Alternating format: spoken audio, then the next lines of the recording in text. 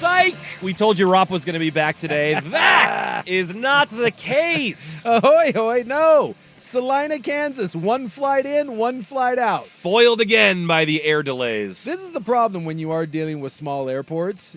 You have one, like, there is literally one flight leaving.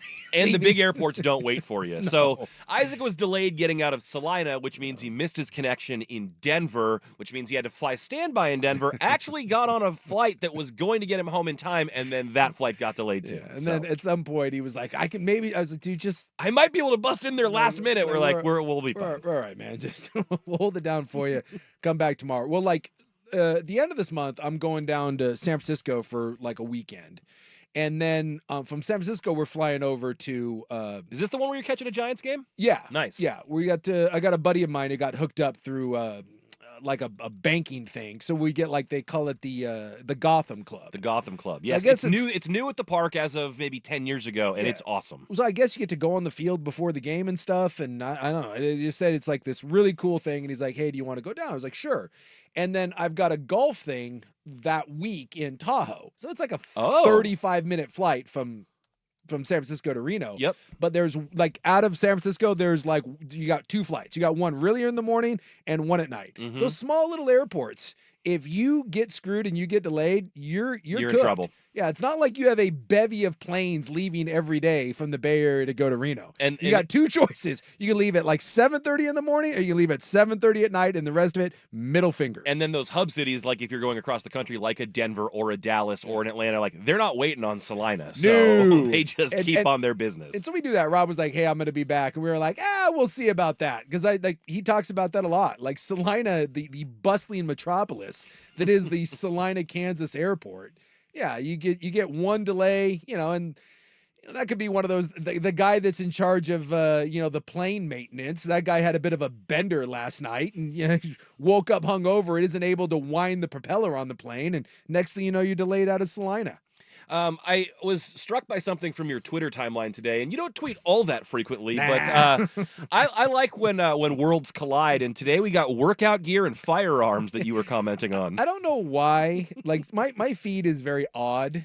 It just your algorithm's a special one? Yeah. For whatever reason today, like when I was doing my show prep, I see this ad, and it's just some bro in the gym, and he's like doing push-ups and burpees. And it's like, I love the infomercial where they try to take a menial task and then they give you some sort of gigantic problem. It's like, have you ever chopped vegetables? And then it shows someone chopping vegetables with like a screwdriver, and he like stabs his hand 19 times. And he's like, what are we going to do? Their knife won't cut into whatever it is that they have. Yeah. But now check this. And so it's this guy and he's working out. And then it's like, do you have this problem? And he's working out, and then he's got like a 45, like a big pistol strapped to his leg, and it keeps flopping around.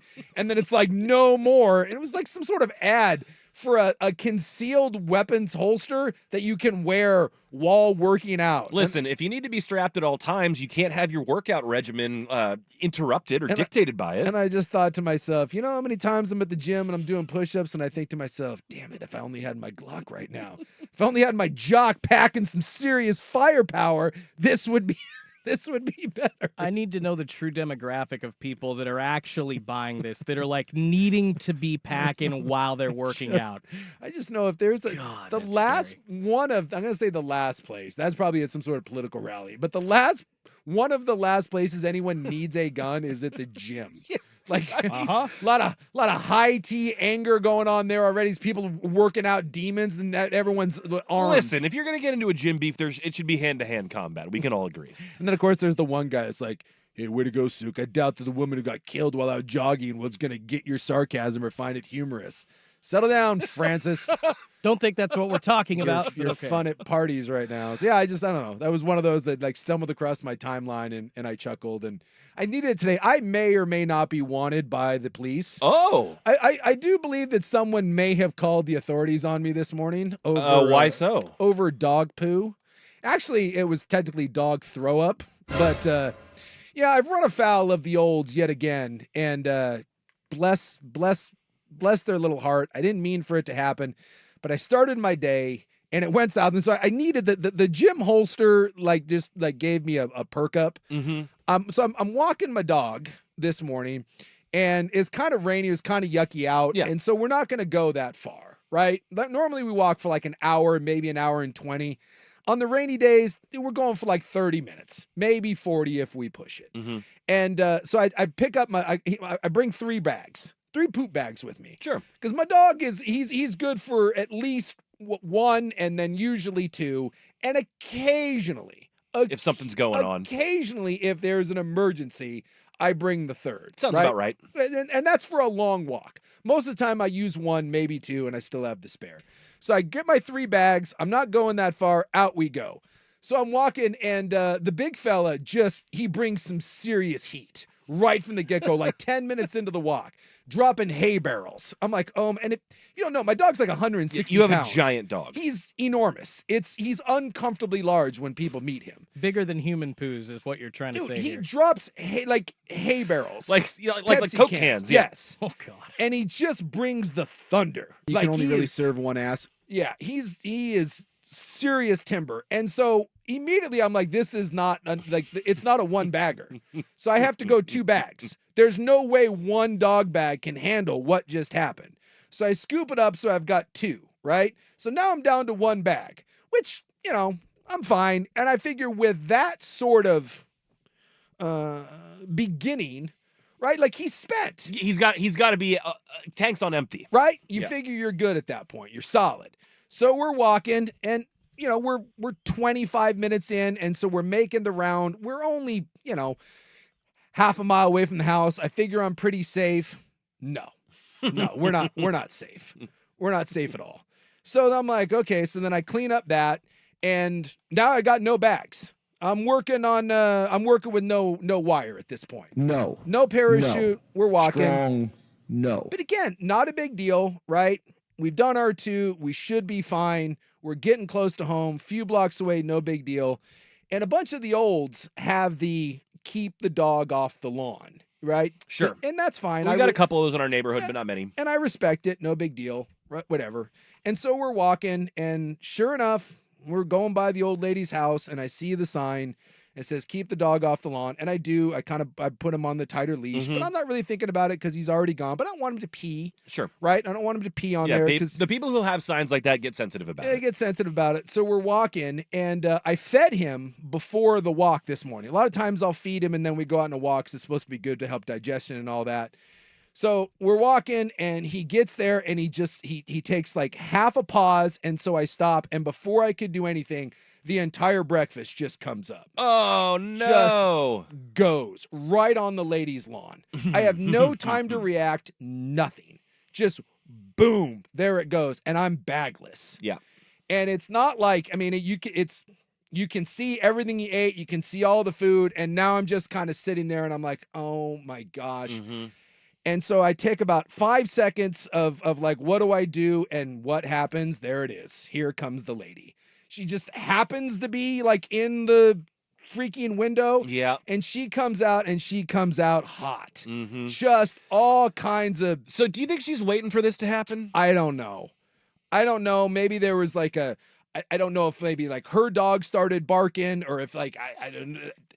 If she just sits out there with you're old, what else do you do with your time? But she comes out and is just pissed. Do you not read that? I said, I'm sorry. I start apologizing. I'm like, I said, I respect the sign. I don't know what to tell you. My dog threw up. I said, it's not poo. He's throw up. It's just yelling and screaming. And I said, I stopped. I said, I don't have a bag. You irresponsible. I'm like, I'm not irresponsible. I brought bags with me. You don't expect your dog to puke. So I'm like, I don't have another bag. I'm explaining. I've got the poo in my hands. I'm like, this is the bag. I already threw away 2. She doesn't want to hear it. I said, do you have a bag? And if you have a kitchen bag, I will clean this up. I'm calling blood. This is ridiculous. This is the law. I said, You're apologizing and offering to on, clean it up. Why do you need to get anyone else involved? I'm like, if you just give me a bag, I will clean this up. She wants nothing to do with it. She's just yelling at me. Yeah. So at this point I said, ma'am, She was looking for a fight. I live right up the road. Okay. I will go home. I am going to get another bag. I will be back here in 10 minutes. I will drive my car down here. I will pick this up. It will not be on your lawn. We're good. and just yelling at me. And so Not I'm having like, any of it. So I'm like, I don't care. So I just leave. So I just leave. I just walk away. At this point, nothing good is going to come of this. So I walk back, and to top it off, that son of a gun, he gets maybe 3 more houses away, and he poops again. Oh. While the lady's still out there yelling at me. He poops again, and I still have no bag. So now I've got a big pile of puke, he had one little, like, nugget left where he's like, hey, watch this. And I was Oh my God, it's corn! He poops corn! Really, buddy? I was like, of all the times to do it, and she's still yelling at me. Oh, so she's still in an invisible We're like distance. 3 houses down. And she's still out there And my steaming. buddy just stops, looks right at me. Kyle looks right at me. He's like, watch this, old man. And he just drops another one. And I'm like, seriously, bud? Seriously? So I go home. I drop him off. I get the bags. I come back, right? I clean up the one little poop, right? The one little poop nugget. And then I go back to the old bag's house where I'm going to clean up the vomit. And guess what? The vomit's already been cleaned up, which means she went back inside, got whatever, and cleaned it up.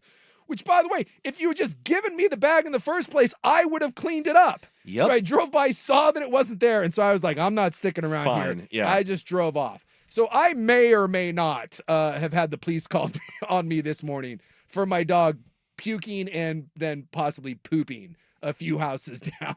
So that is, well, it's a lot of poop. yeah, it's a lot. That was, and this is all Well, like and coming out both ends, that's no fun for anyone. 7:55, 8 o'clock in the morning. This is what I'm dealing with. So there's just, I guarantee now, and the thing is, we walk the same, it's the neighborhood. We kind of follow the same path. Sure. I guarantee that lady is not going to let this go.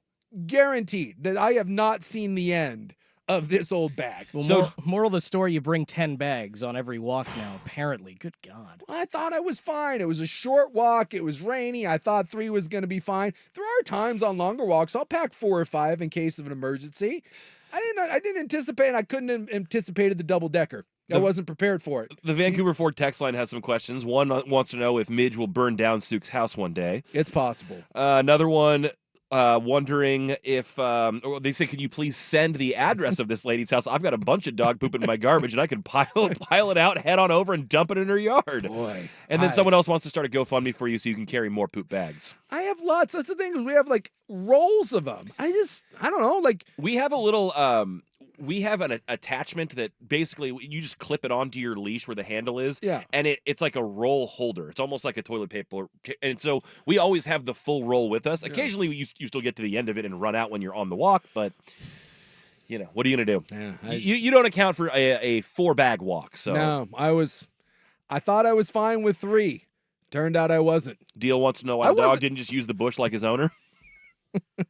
Well, it was the best when I had when I had my bulldog. It was the best because he would poop in bushes. He would back it up into like shrubs. That's great. It's and great then for everyone. and then he would do his business and it would just disappear. And I was like, that's a no countsees. If I can't see it, then that's it doesn't exist. And he would poop in bushes.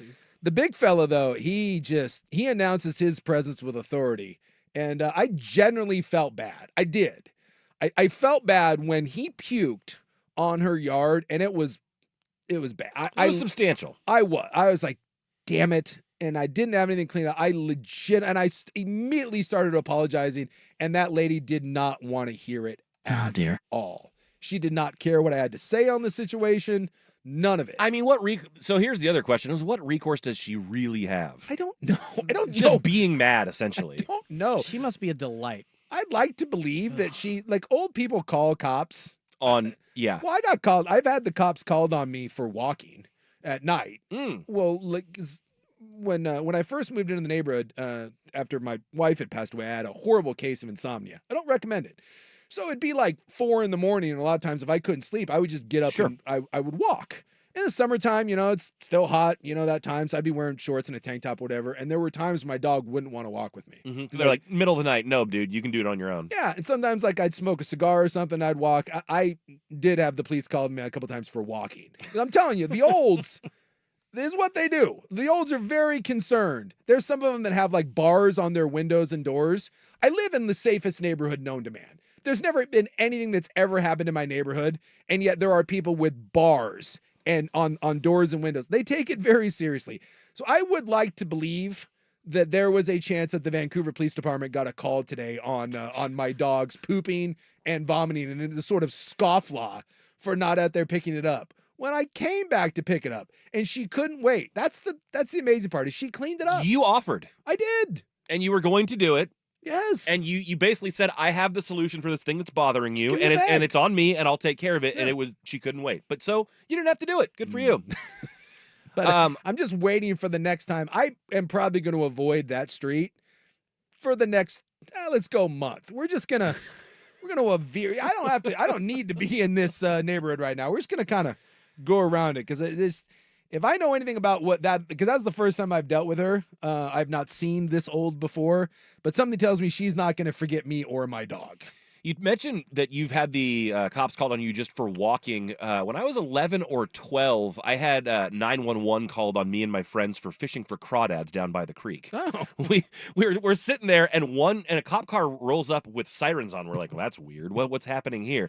And then a second one pulls up, and we're like, what the hell is going on? Yeah. Some lady called and said we were torturing wildlife, which was not true. We were fishing for crawdads, and then we were racing them. We were like gambling at each other, and like which one can get ahead. And she like thought there was some thing going on, and they called the Danville 911. And sure enough, we got a stern talking to about what's okay and not okay by the creek. Yeah, mine was the first time it happened. It's been twice. At least the second one, they knew it was me. The first time I was walking. And same thing, it was like 4:30 in the morning, which, by the way, is about when the olds get up. So True. You start seeing the lights come on around there. I had the cop car roll up on me, and I was like, why is there a cop here? My first thought was someone's dead because you see the ambulances and that stuff all the time. Sure. Like there's always an estate sale, and there's always an ambulance in my neighborhood every day. And then the cop pulled up beside me. I was like, oh, this one's for me. For me. And the cop was like, hey, can I talk to you? I was like, about what? yeah. He was like, where are you going? And I was like, huh? Got a report of a skinhead walking around the neighborhood. Like, what did they tell the I was cops? like, what do you mean, where am I going? And he's like, what are you doing? What business do you have here, sir? Yeah, and I was like, walking? And he's like, where do you live? And I was like, are you serious right now? And I was like, wait, who called? And he's like, that's not important. I was like, And then he asked, do you have any idea? I was like, no, I'm walking. I said, if you'd like, you can follow me home. Eventually I'll get there.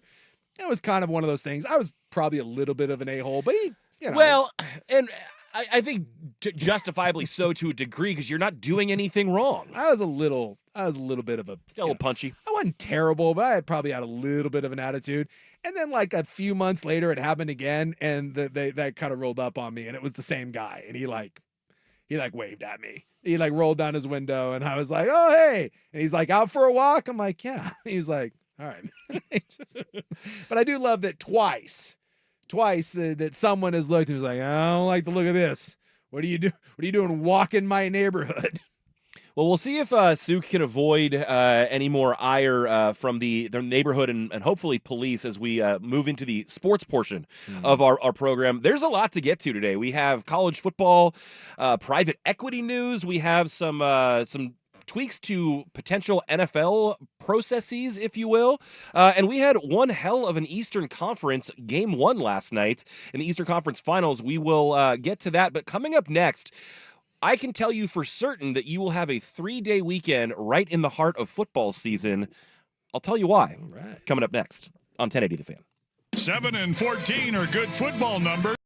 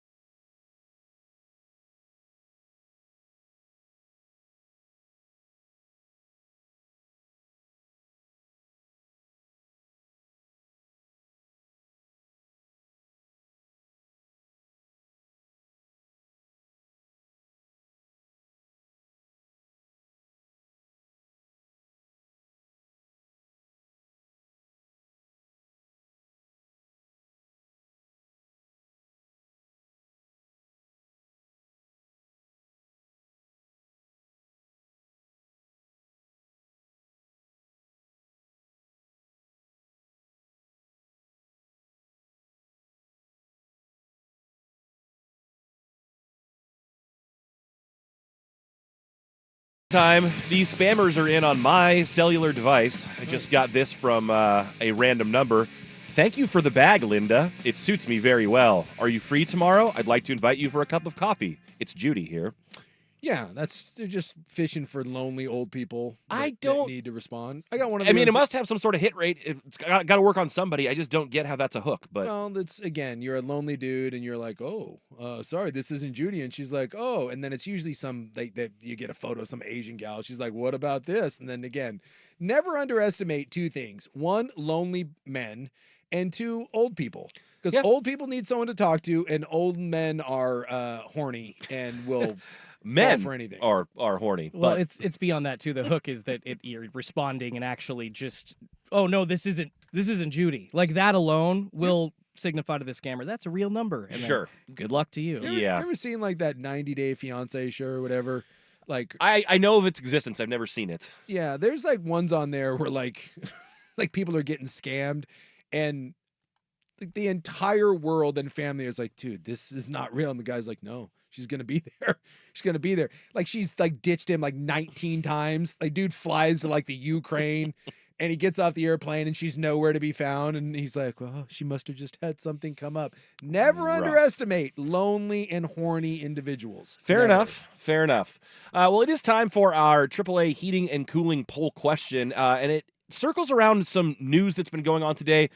Crosses a couple different sports and a couple different networks, but there's been a ton of movement recently with leagues and where they're airing. We've seen it happen regionally with local teams like the Blazers. We're seeing it happen on the national level. We're now essentially getting confirmation, even though hasn't been officially announced, that TNT will be having its last NBA coverage next season, the 2024-25 season.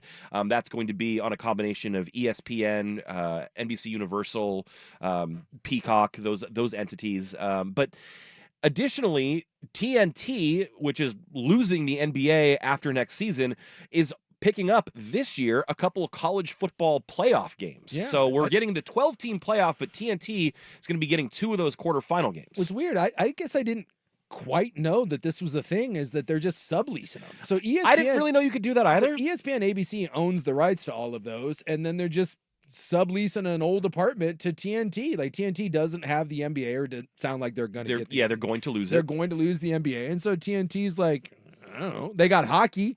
TNT has hockey, and now they're like, well, we'd like the college football. So they just, they sold off a few games. Yeah, which is, kind of intriguing, the idea that TNT, like, I want to see the inside the NBA be inside college football. You telling me? Sure. You telling me? I mean, they do it for college basketball. Mm-hmm. Barkley doesn't watch any college basketball. No. Put Barkley on there. I'd watch. Barkley's Chuck. a gambler. He watches plenty of college football.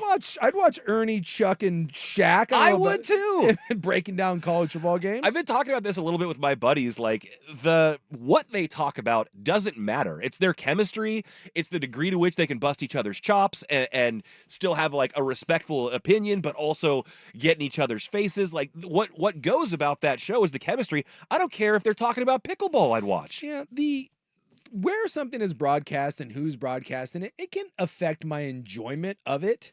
But if it's a major event, it never stops me from watching it. Like, if you make, I don't mean to sound like a sexist pig, though I'm going to sound like a sexist pig. Like, the rise of the WNBA this year and like women's college basketball, right? Like, I watched the national title game. I watched the Final Four. Mm-hmm. I can't say that I've watched a lot of WNBA, but sometimes we put it on up here on the TV during the show. We watched Caitlin Clark's first game, or if like, the Liberty you're playing with Sabrina and all that. If you want me to watch the WNBA or women's college basketball, or maybe to an extent a golf tournament, live golf, you better make that so effing easy for me to find. Yes. It better be on 2, 4, 6, 8. There better be like anytime I open up my Amazon account, the barrier to entry needs to be low. There needs to be a giant banner saying click here to watch, right? They do that with like Thursday Night Football. When you open up Amazon Prime, or even like you go to shop on Amazon, they're like, hey, Thursday Night Football. Yep. It's like the big Beetlejuice sign, like the arrow pointing here. You better make that so easy for me to find. But with college football, that now regular season, that's one thing. But if you're giving me the playoffs, or you're giving me the NFL, you're giving me something like that, I will seek it out. I will find it. Will not be a barrier to me if it's something that is meaningful. Well, and it's then, like the NFL playoff game that was on Peacock this year. It It- wasn't a problem for anyone because No. it mattered to everyone. and we all found it. Now, once I find it, this is what I'm saying. Yes, the way it's broadcast, the announcers, all that will affect my enjoyment of watching the game, but I've never once turned on or off a game because of the coverage. Like, I remember when golf went to Fox, it wasn't great. Golf people had a big problem with it, but for me, I'm still watching for the tournament. I'm Yeah. not necessarily watching for the coverage. I don't need Joe Buck doing my golf coverage. I thought it was poorly done. I did.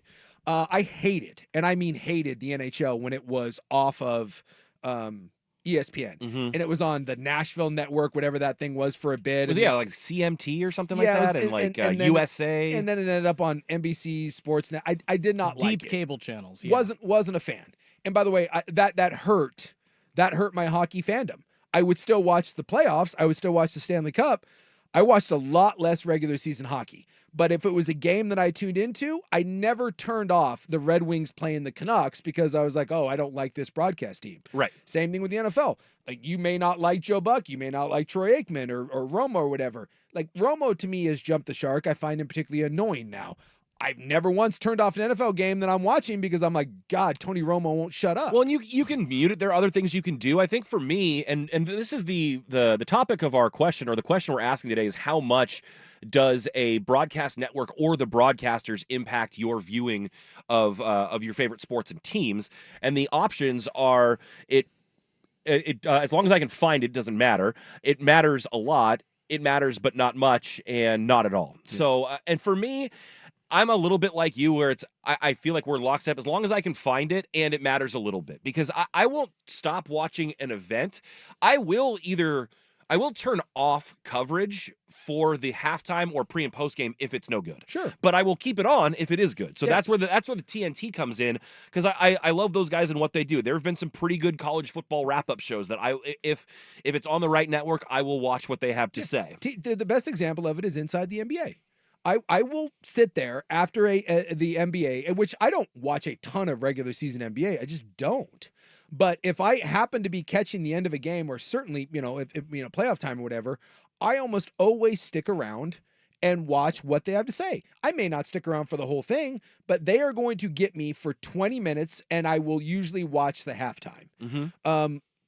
Major League Baseball has this. When you give me Big Papi, when you give me Pedro, I love them. Sure. I will stick around to watch Pedro Martinez. Mm-hmm. I thought Alex Rodriguez did a really nice job. Mm-hmm. But if you got Pete Rose on there, dude, I am out. I am not sticking around to watch. And they've had him on there. Fat bloated piece of crap. I won't.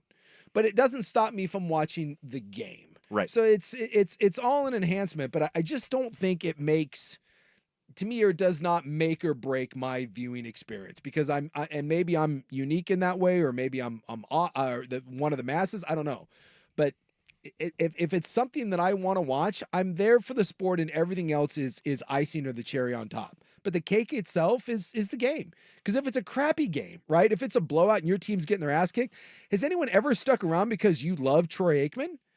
If your team's getting drubbed and you're like, God, I can't watch this anymore. Wait, I really need to see what Troy has to say. Well, that's actually one thing I've been thinking about with this conversation. I think as long as these companies don't try to come across as like this new age, we're going to change the way we do this. That's what Amazon did when they got Thursday Night Football. And then I went and watched it with my wife. It's like, oh, this is supposed to be like really cutting edge and new age. And they're using their next gen and all that, or they're trying to. That's essentially what they gave us. And it's like, okay, you're offering us some extra stats, whoopity-doo-dah. So as long as we're not promised that and then basically under-delivered, I don't think we care. We just need good personalities and a great game. That's it. That's exactly right.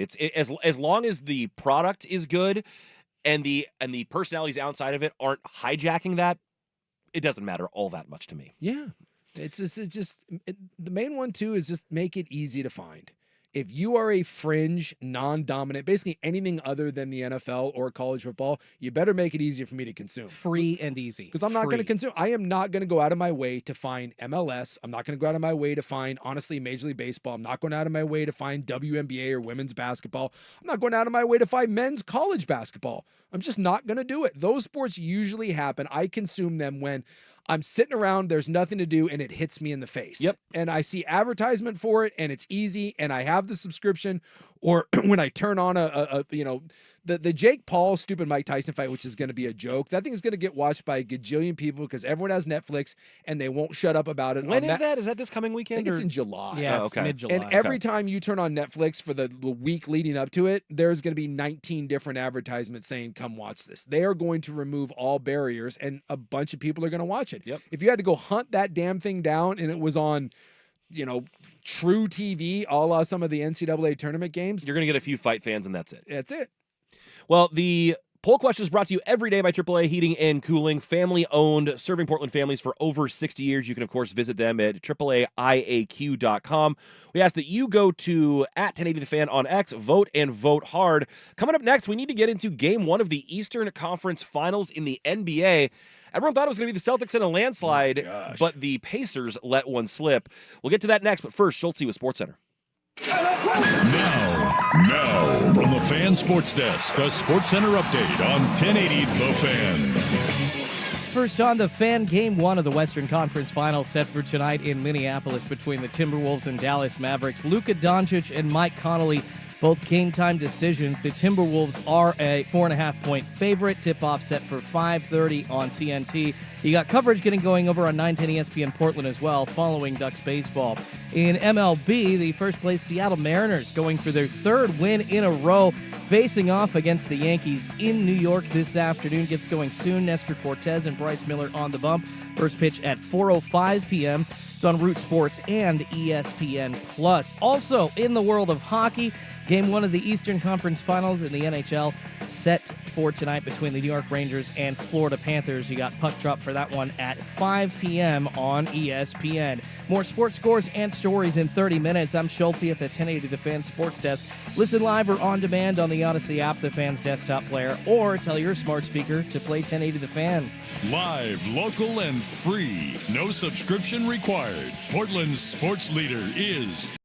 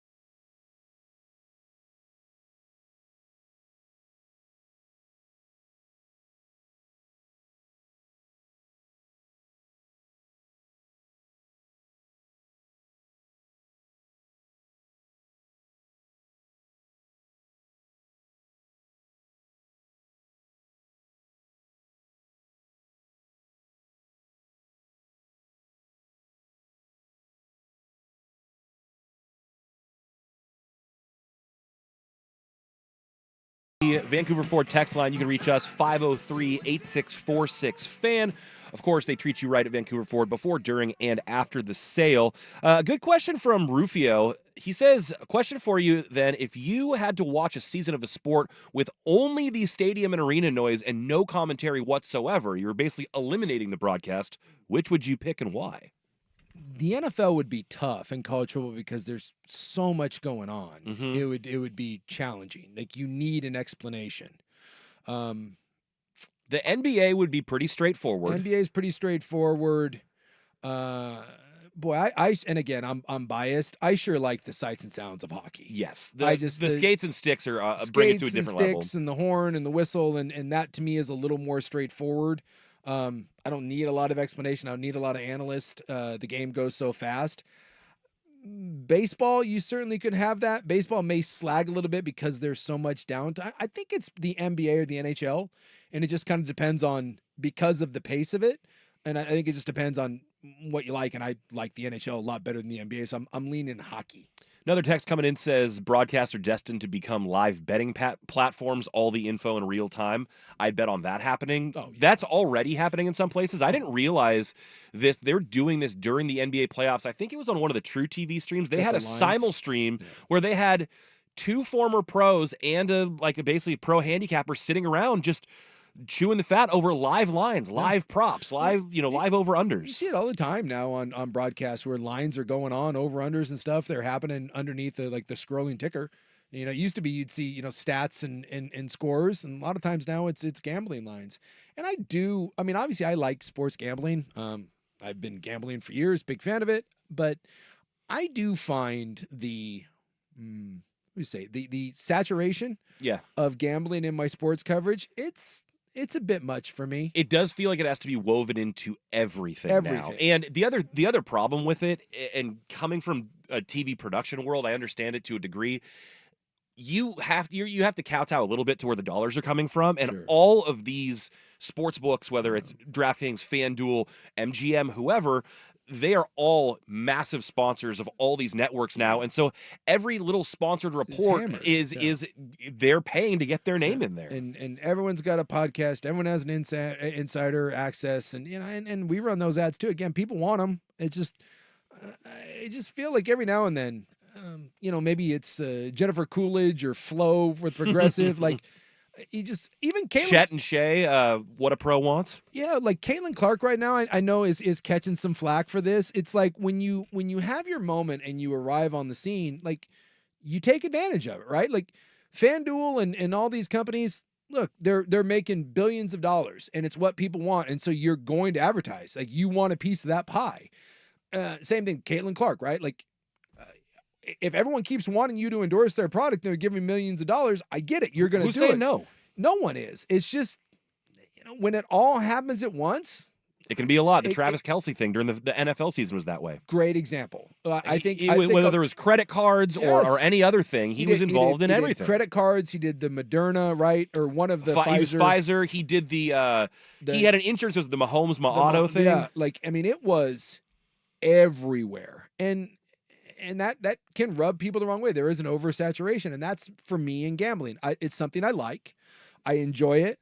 It doesn't need to be the center thing, though. Yes, too many times I think now in the coverage, it's become so centered on gambling that can I just watch the game? I like it as a secondary storyline, but it does feel like it's intruding on the main storyline a lot of the time. Just a scooch for me. Someone on the text line pointing out DJ Burns took advantage of his moment. That was the kid in the NCAA tournament. Yes. I bring that up because did you see what he's done recently? He's all skinny. He dropped 45 pounds in 6 weeks and also had to clarify it was not Ozempic.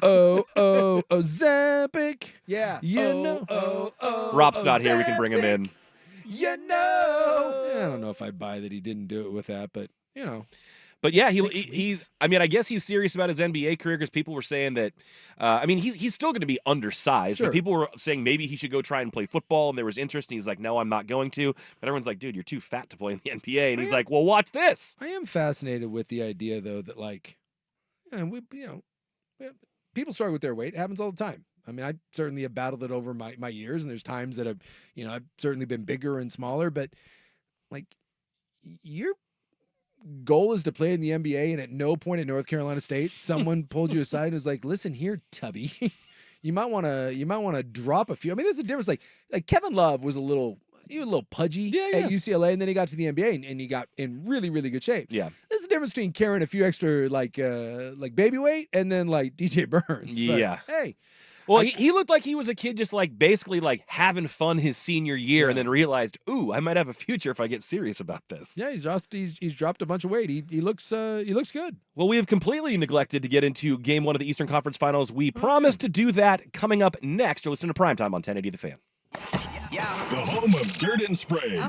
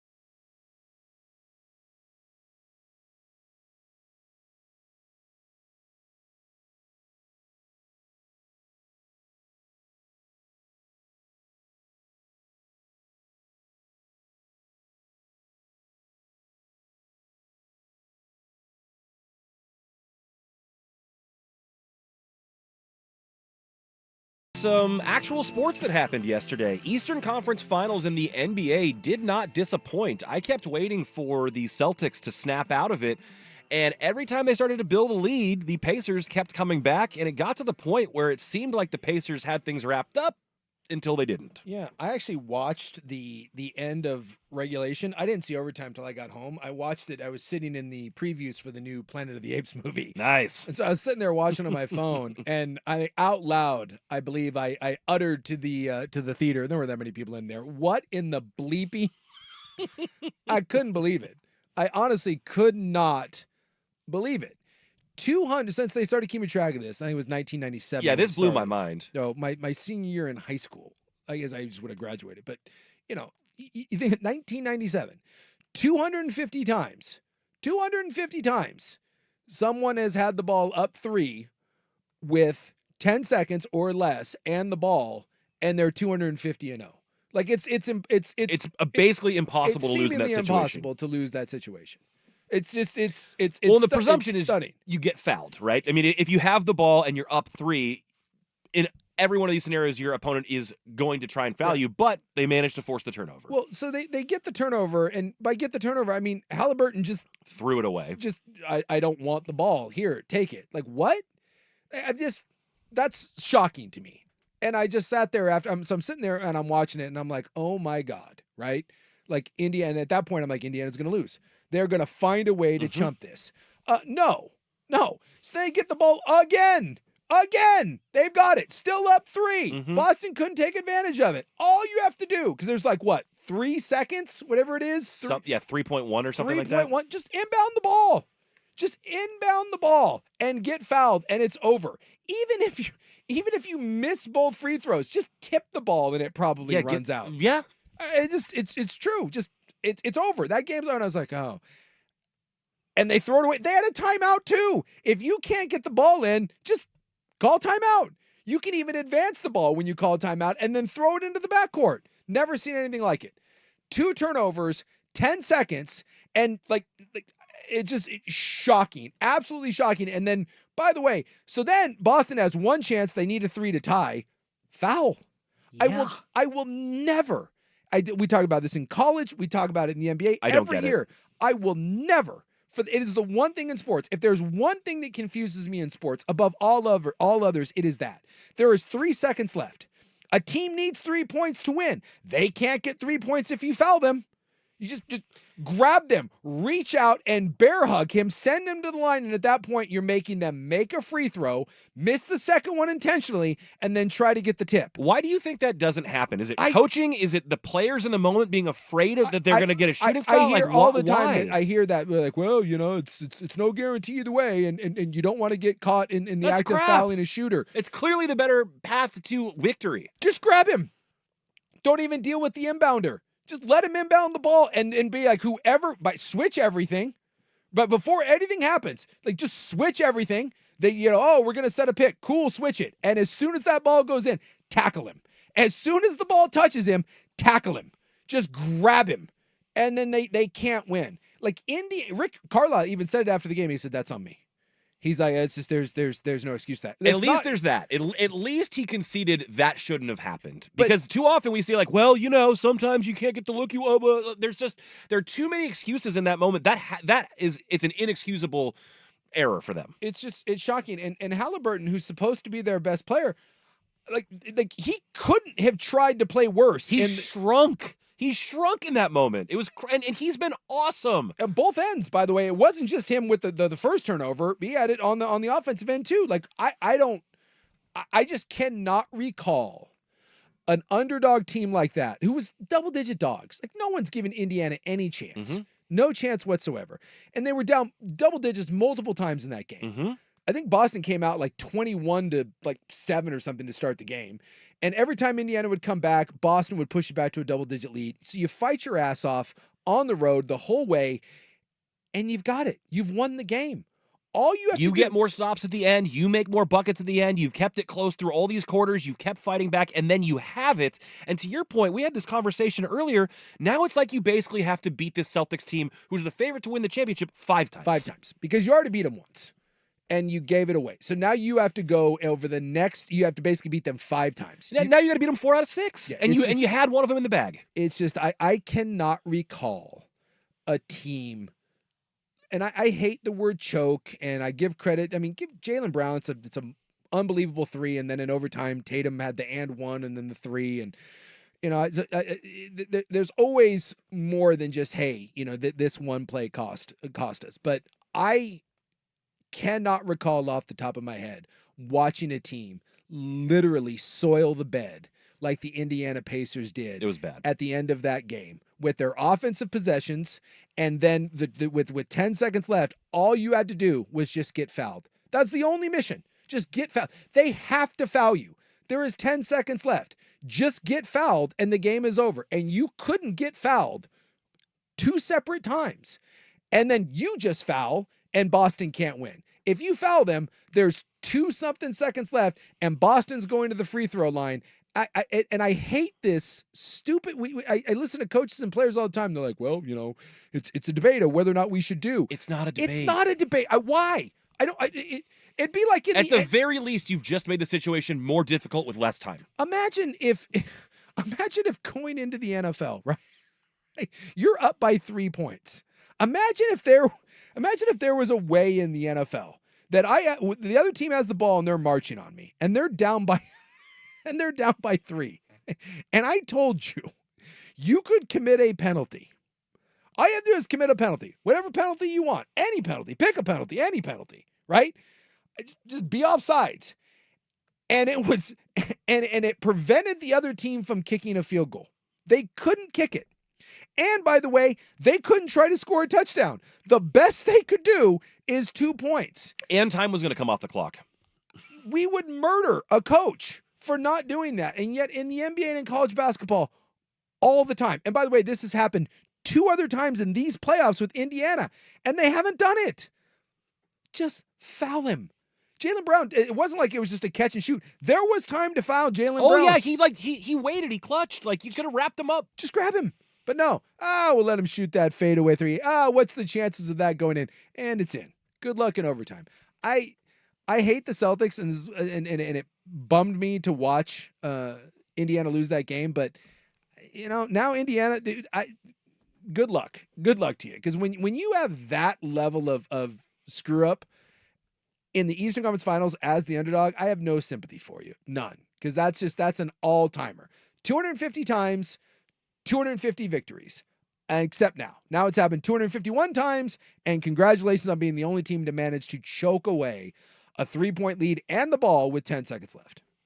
Well, we need to take a brief break away from basketball coming up, because there are some new changes coming to the NFL.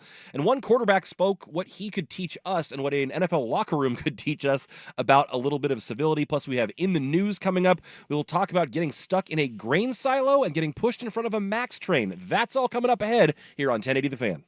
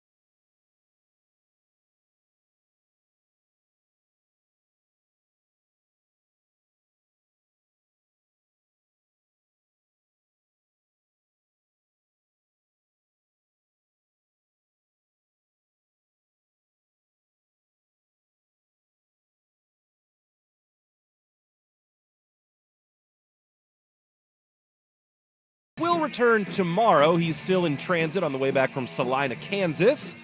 But we soldier on with hour number 2. In the news coming up at the bottom of the hour, how'd you like to be stuck in a grain silo? Probably not great, I'd imagine. No. Like alive? Like alive. I would assume I'd rather be stuck alive than be stuck dead. True. True. That's Just fair. saying. I mean, if you give me the choice between being alive anywhere and dead, I would always take alive. That or a casket. I don't know. You're starting to get close for me. We will have the details of that coming out of Salem at the bottom of the hour. Right now, I want to get into a couple NFL things. One, we might be seeing the end of the chain gang. It feels like one of the most antiquated practices in all of modern sports. And they don't have any details on how it's going to happen. No, and that's what I'm wondering. So they said today in the preseason they're going to use ocular technology. I love that we have to come up with a fancy term. We're just gonna have like some sort of radar system, some kind of computer video eye that basically just, I mean, the same type of thing that gives us the first down markers that we see on the field. And they do it with like tennis, and it happens. And so they're gonna do it in the preseason, and this will replace the chain gang. Although they did say that the chain gang is still going to be there for backups in case this doesn't work. Well, thank God and for will that. also be there for visual representation for players and coaches, so you can actually see where the first down marker and that makes is. sense. I mean, if it's just the computers, then the people who are playing the game can't see it. But it sounds like they're going to actually do all the measurements and whatnot from this new visual sensor. And then if that works, then they can expand it. So it's just for the preseason, but then they said they're open to the idea, if it works, that they could extend it into the regular season, which it does feel like from all it's like, what, a $20 billion league? I think more even, maybe 30, but yeah, it's a lot. Now every player wears like a GPS bra that checks their heart rate, how far they've run, how fast they've run, their oxygen sensors. We have 18 billion cameras on the field. And then we determine who gets a first down based on some metal chains with athletic tape. Remember the one time we had the index card? The guy had to come out, the referee. That was the weirdest moment. The referee came out with an index card and tried to stick it between the football and the chain. He's like, nope. Doesn't make it. Wait, in what world were you instructed to use an index card in the first place, sir? Warren Sharp, who we both follow, has an entire thread of chain gang fails over the last year with the news that we may be losing it forever. It is kind of crazy to think about. And you want to talk about football being a game of inches and what an inexact science. Just spotting the ball and that whole thing is crazy, because it is in a game where it can literally be decided by a fraction of an inch. It is such a guesswork on every single. How many times is it 2nd and 10 and the guy runs the ball and he comes out and he's like, I don't know, I think the ball's here, and you're like, that's a good spot or that's a terrible spot, and then you run 3rd down and it ends up being decided by 6 inches. And you realize that, that 3rd down play was one thing, but really what happened was that it was the 2nd down spot. I have thought this forever. It's like you're pulling the thoughts out of my head. It always seems strange to me when you could miss a spot by a yard and a half on 1st or 2nd down, and then on 4th down, it comes down to the 3 inches, and everyone's very precise about where the ball goes. Where was that earlier? It is the weirdest. In major North American sports, I can't think of anything else that is more just kind of ham and egged than how we spot the ball. Because and now with the strike zone. Yeah, the strike zone. the close. strike zone's bad. Which is that to me is the one that I can't believe we don't have robot umpires yet. Yeah. Because they've done this in minor leagues, they've done it in some of the amateur wood bat leagues, and it's really quite simple. Like every batter goes in before the start of the season, and every batter gets his own measured out strike zone, and then there's a computer, and there's still an up behind the plate, and as the ball passes the plate, the sensor says it was a ball or a strike. It relays it in real time into the guy's ear, and the umpire still says ball or strike. And it's actually mapped kind of digitally, like tennis. It works perfectly. It's perfect. They can challenge it. It's awesome. The batter will just go, hey, he'll look at his coach. Can we do this? And tap then on his look helmet. up there. Yeah. It's over in 15 seconds. Well, and what's crazy is when you watch a Major League Baseball game and they do the little stat track thing down in the corner, millions of people in real time can see whether it was a ball or strike. Yep. And yet the one guy that can't. So now you're telling your audience how wrong the product is. And and when it's Angel Hernandez, my God, he can be off by 3 feet. It's stunning to me. And I used to get into this with Mike Lynch all the time. It drove me. I used to just want to beat my head against the ground because he would be like, I love it. The tradition It's of the game. It's part of the game. It's the human element. In what world? Again, I go back to I used to kind of be into that, like, oh, like how an umpire or an official calls it as part of the game. It shouldn't be. It shouldn't decide the World Series. Again, imagine in the NBA, if you came down and you knocked down a 3 and the ref was like, nope, that's a 2. And then we looked at the replay. And it was not even close. The guy's got like 8 inches between his foot and the 3-point line. Or an NFL, go back and watch old NFL clips.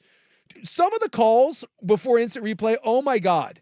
Like the guy's not even close to being inbounds. And they're like, touchdown. You're like, how is that good? How is that good for the game?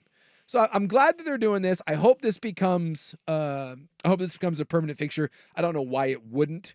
There's no way that this new system of just and it doesn't go into great detail. It just says that it's some sort of ocular visual.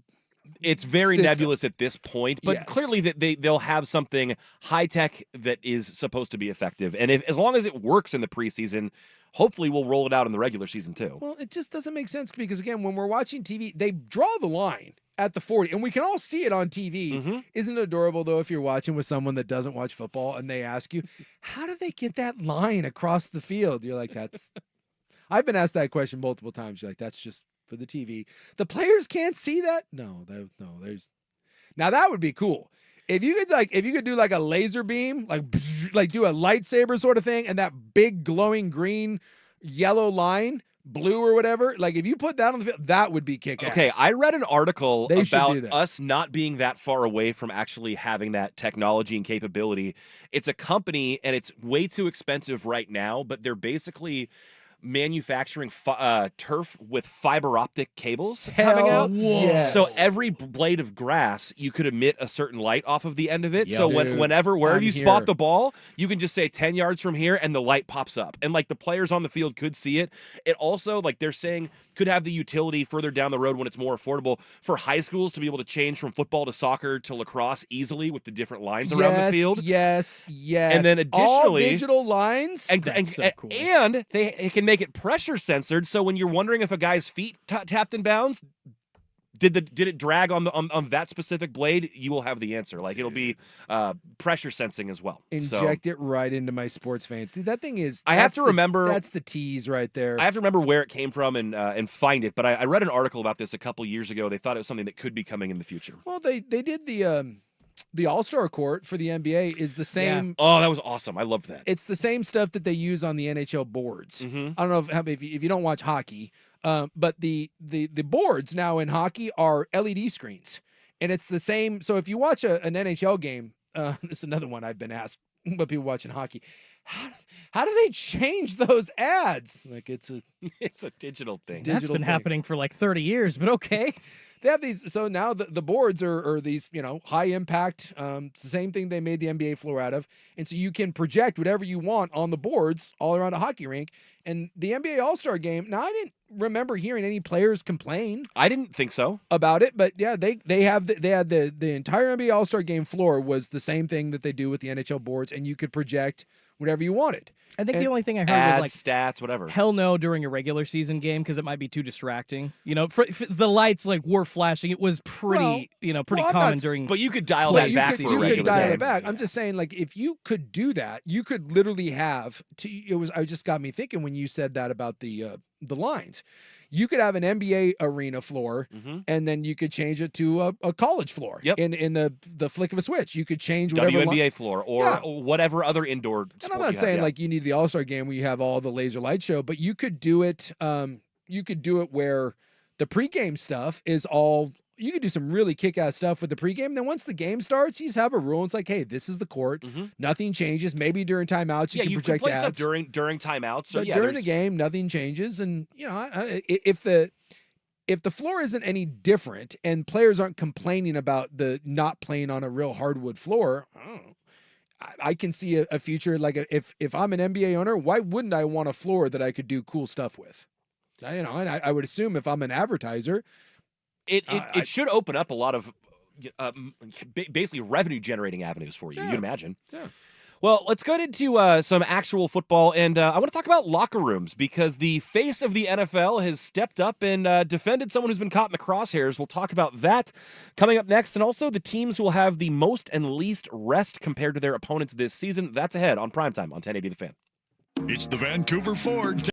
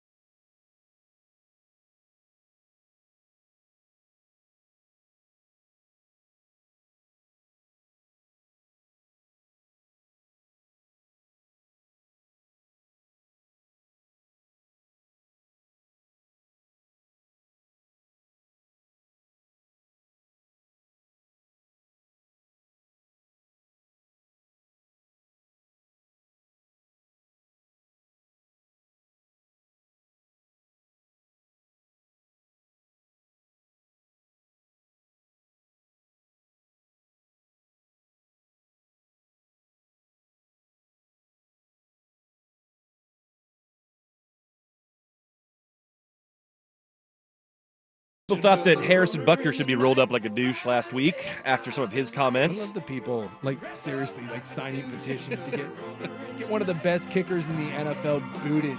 Yeah, because that's happened. In a league full of, wife beaters and, we've had drug abusers. We've had Leonard literally killed someone and Henry was Ruggs, too. welcome back Dante Stallworth. in the NFL. But really, like Harrison Butker, and believe me, I think that dude's a giant doucher, but he's got some strong, like, religious and political beliefs. And like, that's it. She's out of here. Like, the outrage is adorable in that a uber Christian Catholic guy gave a uber right-wing Catholic speech at an uber right-wing Catholic college, and somehow it's like if you went to an NRA convention and you're like, this son of a bitch, These people have guns. this Yeah, guy they loves guns and he wants everyone to have one. This is outrageous. You are at an NRA convention. Like, I can think that Bucker's a douche, and I do. And you know what? And A lot of people don't. He was the number one selling jersey on Fanatics after that happened. Oh yeah, dude. People lean into this. That's the adorable part about it is like a lot of like the super right wing people. They love to talk about being canceled, but they never get canceled. Like they love to talk about being persecuted and like, oh, they're canceling us. You're not canceled. If anything, it makes you more popular. It's just it's ridiculous. So you knew that was going to happen with OTAs. You knew someone was going to have to ask old Portbelly Mahomes about it. So, and the funny thing is, it's not just him. Mike McDaniel down in Miami was asked about it today, and he's like, "What?" And he in jest said, "Well, I'm so glad you asked me about that. It's what I wanted to talk about today." Stupid. If you didn't hear the comments, it's easy to find them. What stuck out to me is that Patrick Mahomes was asked about it today, and of course, he's the leader of that team. He's the captain of that team. He's the face of the NFL, and people want to know what his opinion is of this thing that he may not align with. And I thought what Mahomes said was great. He said, "I've known Harrison for 7 years, and I judge him by the character that he shows every day, and that's a good person." Yeah. That's someone who cares about the people around him, cares about his family, and wants to make a good impact on society. When you're in the locker room, you're around a lot of different people from a lot of different areas of life, and they have a lot of different views on everything. We are not always going to agree, and he said some things that I certainly don't agree with. I wanted to give Pat Mahomes a hug. Yeah. I thought that was... It's a lesson in civility, how we can have diametrically opposed views and everything can be okay. And this is why locker rooms, in some ways, are really great places. Now, I want to tread carefully with this because, and I've said this a million times, and I don't mean to knock athletes. I think military guys fall into this.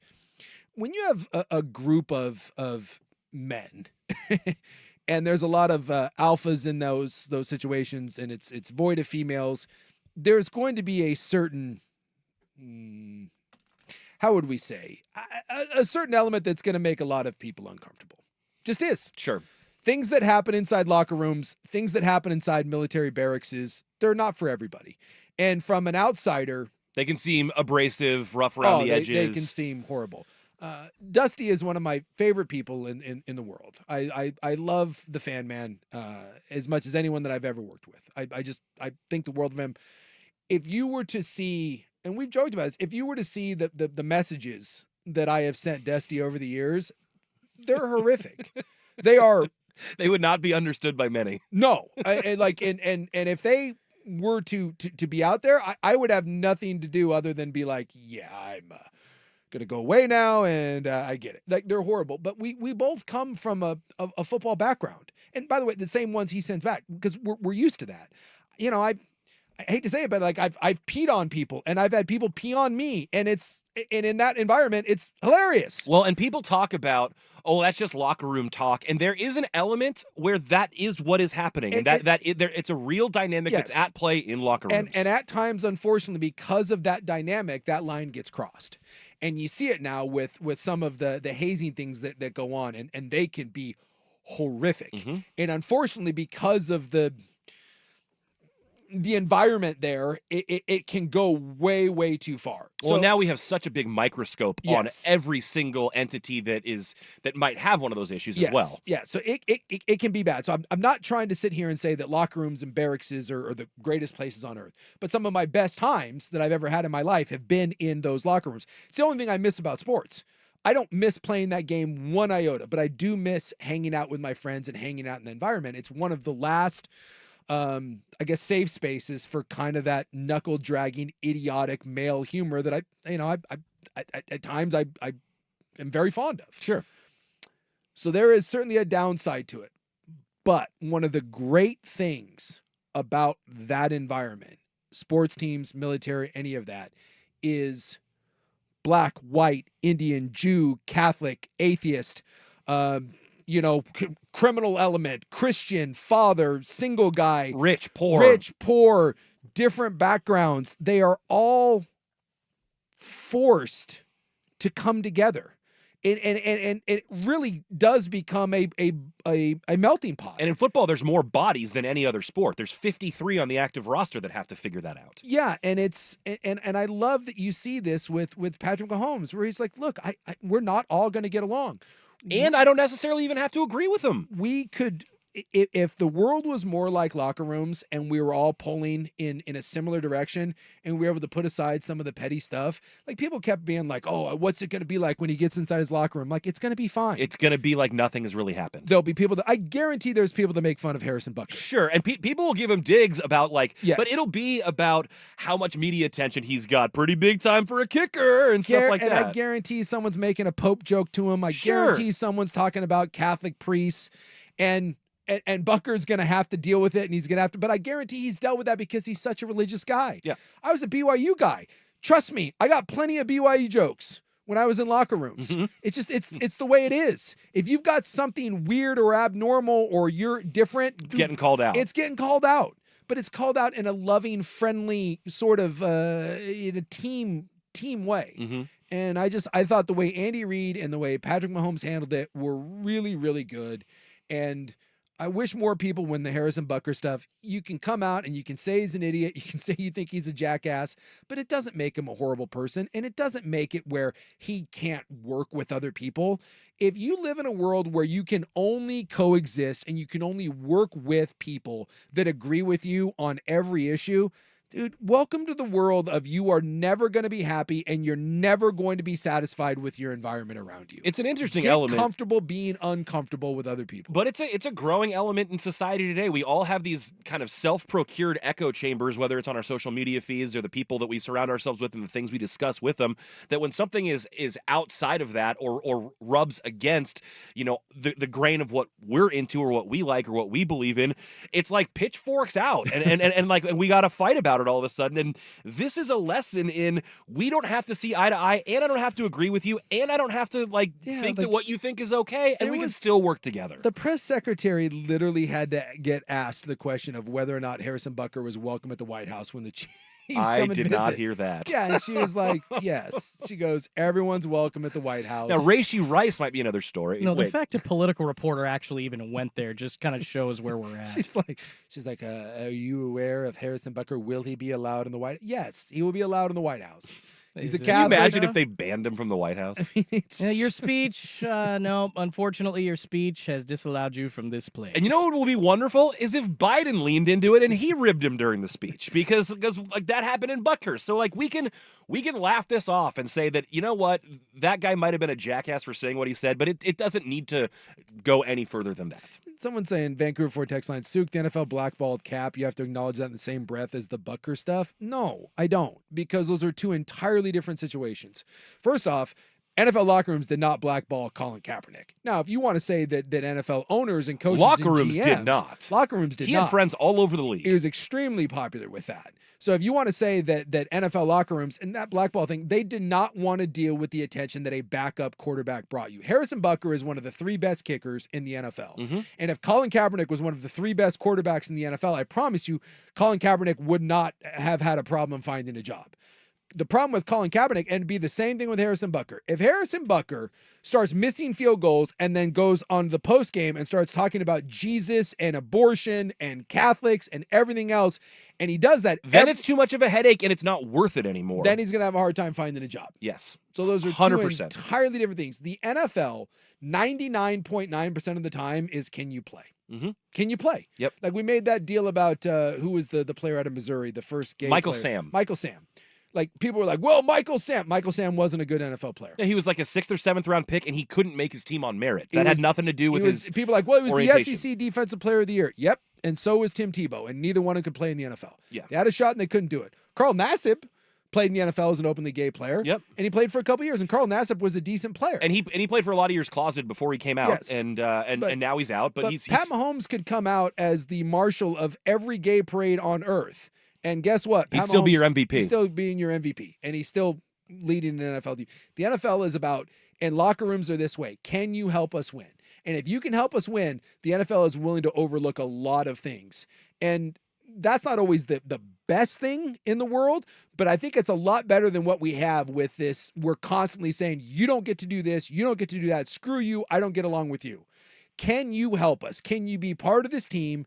And can you get along with the people around you? Because if you can't, you're gone. Yeah. But if you thought that this was going to derail one of the best players in the NFL at his position, then you haven't been around locker rooms enough. And I personally love that about locker rooms, that they can give him crap, he can give them crap. You don't have to agree with anything he said, and yet they can all get along and pull in a common direction. That is a good thing, not a bad thing. And sports should lead the way on those things in society. We'll dive into a little more football stuff coming up in the third hour. But coming up next in the news, a Salem man stuck in a grain silo. We'll tell you how that played out, and a Portland bar being sued for $9 million. It's coming up in the news on 1080 The Fan. But first, Schulte has the SportsCenter update. Now, from the Fan Sports Desk, a SportsCenter update on 1080 The Fan. First on the Fan, Game 1 of the Western Conference Finals set for tonight in Minneapolis between the Timberwolves and Dallas Mavericks. Luka Doncic and Mike Conley, both game-time decisions, and the Timberwolves 4.5-point favorites at this point. Tip-off set for 5:30 p.m. on TNT. Coverage getting going over on 910 ESPN Portland following Ducks baseball. And speaking of those Duckies, they are in the Pac-12 tournament right now against Utah in a pool play matchup. Bottom 6, all tied at 2.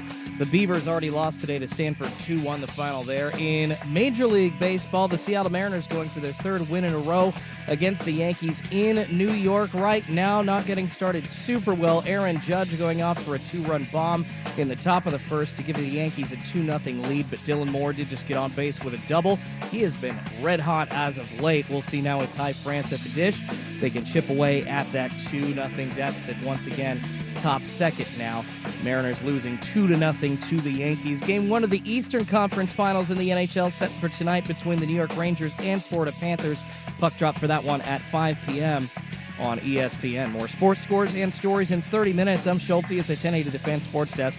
Listen live or on demand on the Odyssey app, the Fan's desktop player, or tell your smart speaker to play 1080 The Fan. It's back. The 10th annual Fan Golf Classic at Langdon Farms Golf Club happens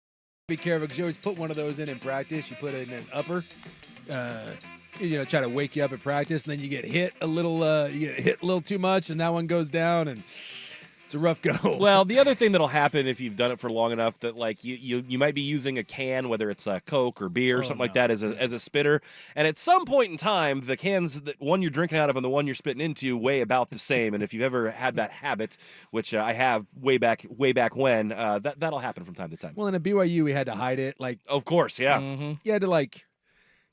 Everyone knew you were doing it, but it was kind of one of those like, just don't be open about it, like at practice, like meetings. So you just had to do it like on the sly or whatever, and then every now and then, like someone someone would drop one out, or you'd swallow one, and then it would turn into a thing, and they'd yell at you, and you had to be a little more low key down at the Lord's University. I'll never forget the first time I ever tried dip. Somebody thought it was a good idea. Never had it before. Copenhagen long cut. Really you go. strong Hey, stuff. jump right in, baby. And I swallowed that, and I probably puked for an hour. You needed a pinch of the bear and maybe some rooster. Some Yeah, a little rooster, Kodiak. Some rooster wintergreen. God. When you were cheap and couldn't afford to get that stuff with the fiberglass in it.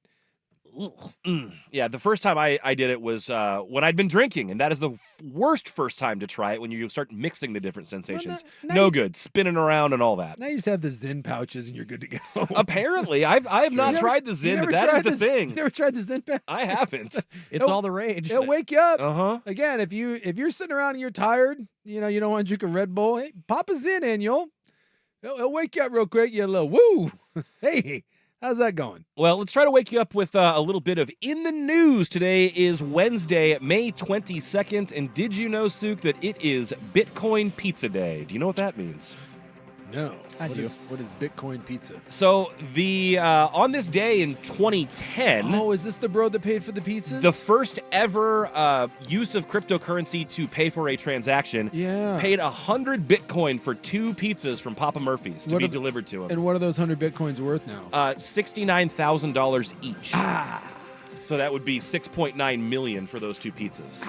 And this is like just a technical story, right? Because he didn't actually purchase them with Bitcoin directly from the pizzeria. It was like he put a Craigslist ad out. Somebody that knew how to take Bitcoin got sent the Bitcoin, and then I he think paid that's for accurate because with I don't cash. think the local like Papa Murphy's or whatever was like accepting Bitcoin No. in 2010. I think they still are not. But I think he basically put something out there like, I want to be able to utilize this thing. Does anyone take it?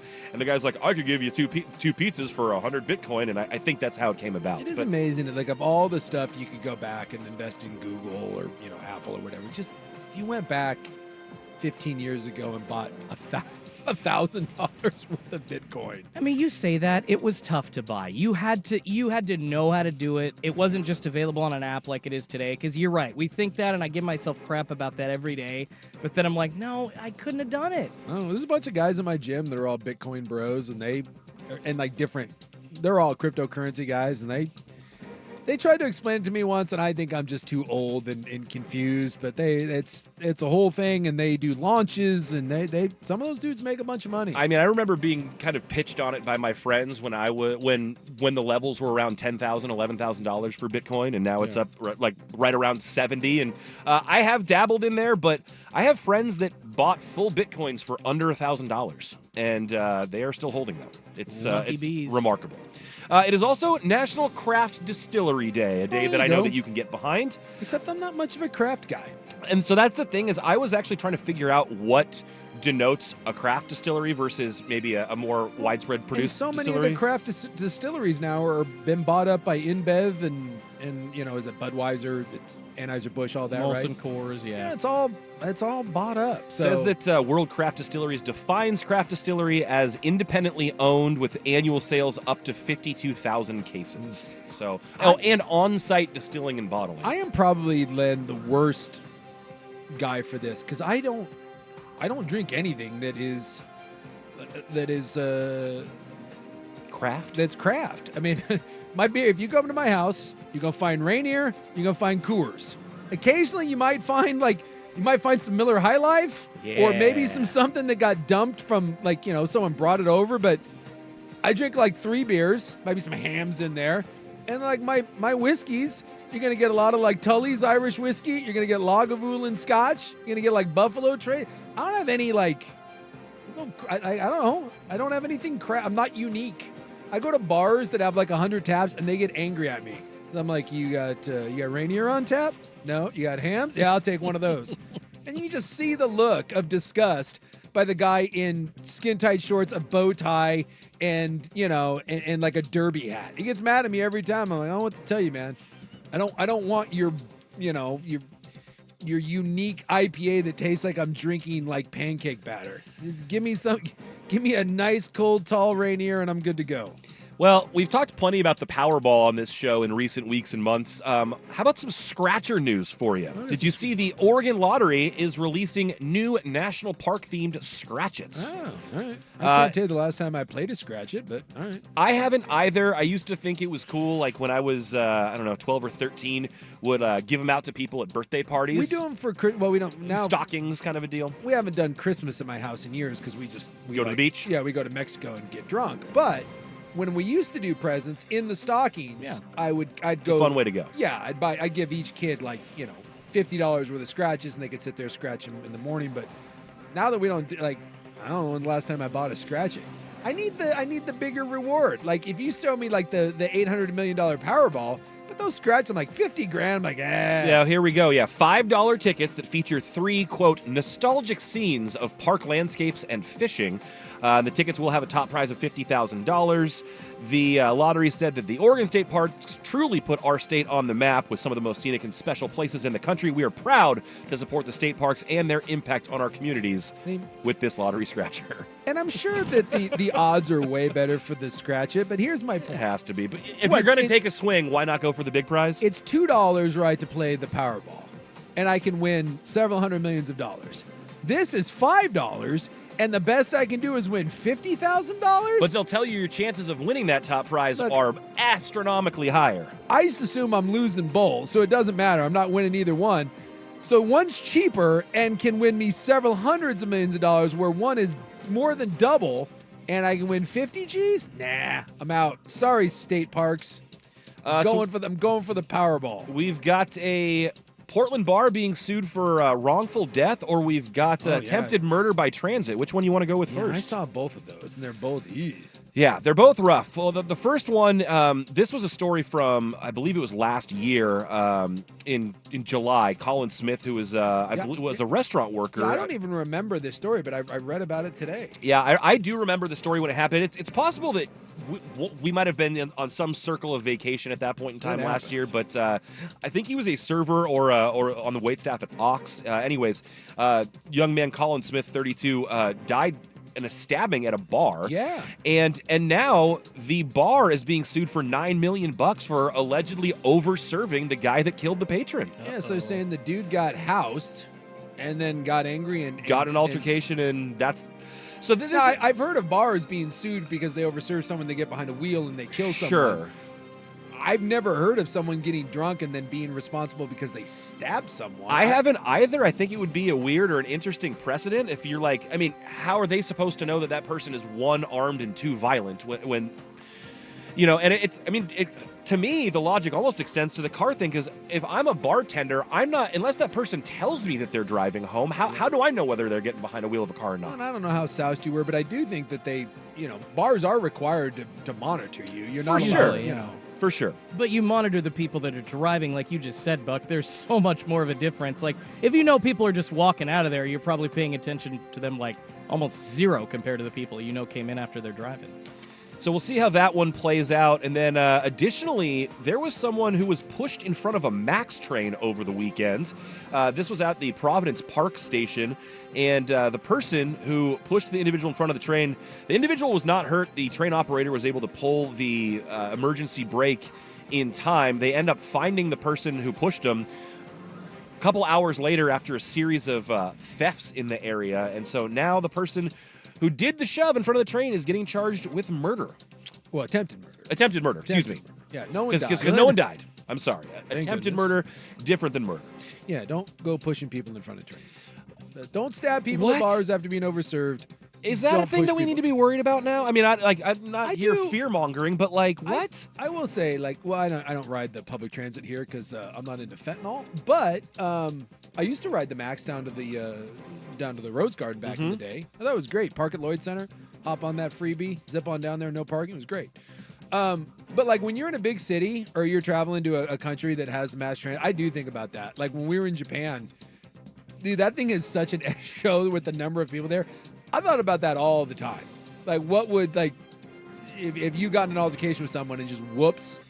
But so I do have that thought anytime I see a high-speed train going by. Michael Lynn Moreland facing multiple charges, including second-degree attempted murder, second-degree attempted assault, fourth-degree assault, third-degree robbery, second-degree criminal mischief, third-degree escape, second-degree disorderly conduct, and interfering with public transportation.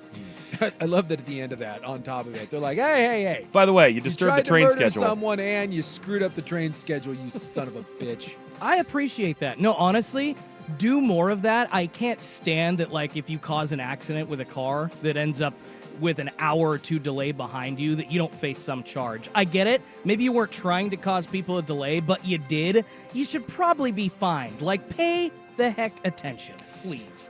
And the story we're going to have to get to coming up next, my favorite of the day, man rescued from grain silo in Salem. That's coming up on In the News on 1080 The Fan.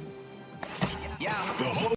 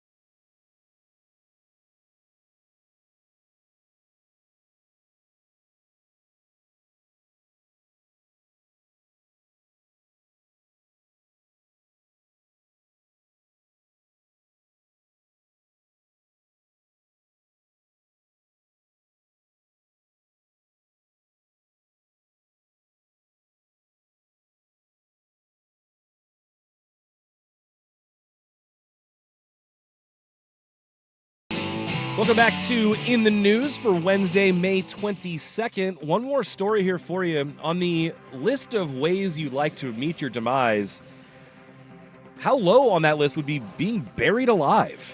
Yeah, I don't like that. I would think with the silo, the weight would probably crush you, right? So you wouldn't would you suffocate? I don't. Well, so, and the reason we ask is because the Salem man fell into a grain silo and had to be rescued by local fire department. So basically, you're envisioning the silo like a large cylindrical building, and he fell in the top, and he was buried up to his chest, which has got to be terrifying because I'm thinking about it like if you move too much, you could fall beneath the level of the grain if it went up that high. That you could bury yourself in that way. And it said it took them, the fire department, over 3 hours to get him out because all the maneuvers had to be super slow. Yeah, That would be extremely anxiety-inducing for me. I deal with not major, but like I have a kind of a claustrophobic thing, and the idea of everything closing in around me, oh, no thank you. Yeah, what is that? The movie Witness with Harrison Ford. There's a silo scene in there. Oh God, I forgot about that. Yeah, that's old school. The other one, NoHo Hank Barry. Yeah. So that's been in some pop culture stuff. I'll tell you what. In order to get me in a grain silo, you need a really good reason. I'm not saying that I'm afraid of silos, but if we're like walking around like, hey, Suk, you want to go in this grain silo? No. And that was just it. I don't think he meant to go in the grain silo. I think he accidentally fell in while he was tending to the grain silo. I'm not going near a grain silo. There's just certain things that I'm not afraid of, but I'm going to need a really clear reason why I would go in there. Grain silos, wells, swamps. Like, hey, you want to walk? Quicksand? Yeah, you want to walk across this swamp? No, thank you. Why? What's on the others? Is there a gingerbread house on the other side? What is happening? Is there a pot of gold? I need a reason why. And I can't think of a single reason on this earth why I would ever go into a grain silo. It's not like there's just like a bunch of like hot skush waiting for me on the other side. Like, hey, you go into this grain silo. It's just a bevy of hots, and they like old Viking bald dudes. I'm like, hey, let's go. No, there's no rave for me inside that silo. There's no birthday party. There's no barbecue pork waiting for me. So there's no reason to ever go in one. Therefore, I won't have to be afraid of them, but I would always be very wary of a grain silo. Okay, but now you bring up a good point. What if there was barbecue pork waiting for you in the grain silo? I do like Is there spicy mustard? Because, God, I love that stuff. So the thing that also stands out to me about this is it's just a reminder that law enforcement, whether that's fire, police, like they have to be ready for absolutely anything. I'm guessing that not a lot of these firefighters had experience rescuing people from grain silos. I know, Marion County, maybe there's more silos out there, but this can't be something that happens a lot, and you have to think on your feet about how you're going to, save this dude without killing him. Yeah, that's why, again, I probably shouldn't be part of an EMS sort of situation. I'd be like that guy, be like, well... Can we give him a rope? Kind of tough one here. Guys, I'm going to sit this one out and leave this one up to you. I'll go be supervising over there in the ambulance. Good luck with that. Just pull your shuttle bus thing and just sit on the bench and pretend like it's not your job? Yeah, I'm sick that day. My back's bothering me, and I got the situation over in the Middle East I'm concerned about. I got some laundry to do. There's a lot on my mind. I can't be bothered with silo stuff. I'm going to be over here. That I would love to see. All right. Well, we will get in the third hour coming up next. We need to get into something going on in college football. We've talked a little bit about the massive shift coming to the college football landscape. Private equity now getting involved. But coming up next, the hot 5 at 5. That's next on Primetime on 1080 The Fan. Are you curious about who offers the best deals on top-rated Samsung, LG, and Sony TVs?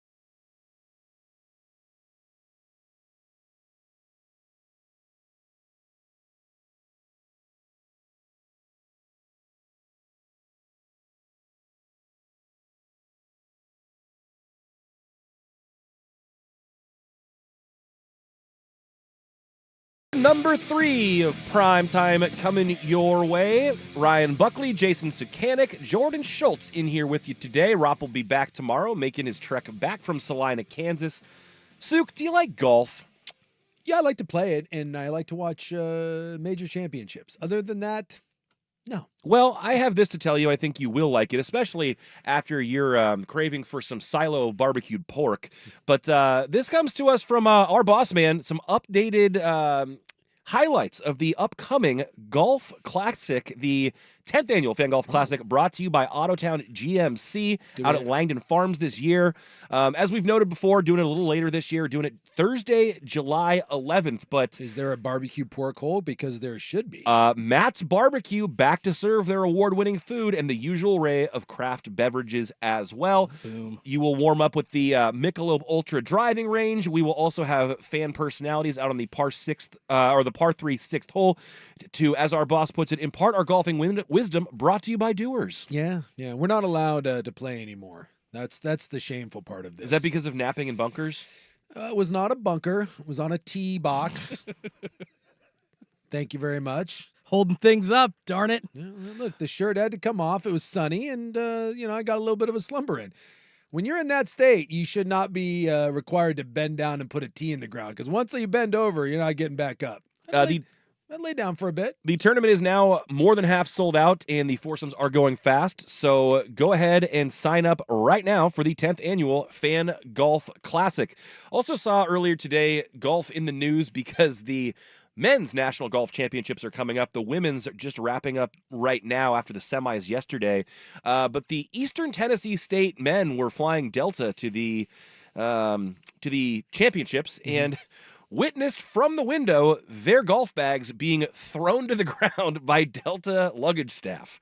Well, weren't they wrapped up, though? I'm sure, you got nice travel bags, right? They were in travel bags, but there was a degree of reckless abandon here. They're like, well, we hope these will still be good enough to play for us in the championships. Oh, come on.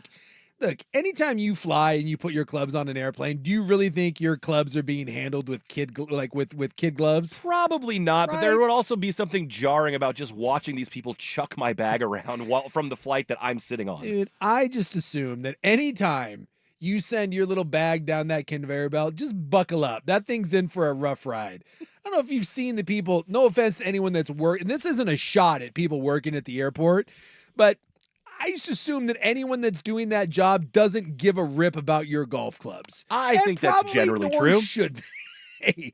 It's like 100 degrees. Where was it, in Tennessee?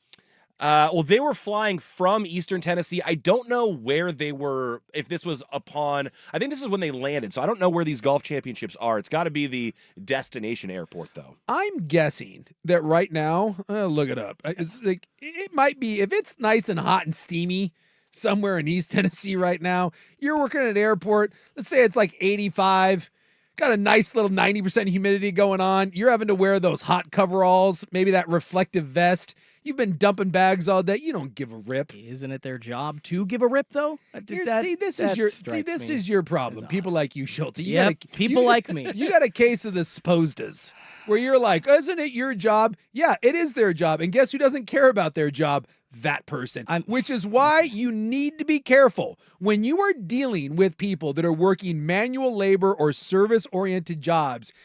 Be prepared that if you pitch them be aware that person has, for the most part, has no problem not giving two blanks about you. If COVID taught us anything, it's that. So treat those people nicely, kiss their ass, and realize that if you want to be a jerk, they can be one double back to you. Well, to quote the movie Waiting, don't F people with people that handle your food, but I thought that extended mostly to restaurant workers, not necessarily to baggage handlers as well. I worked at a bowling alley once, trust me.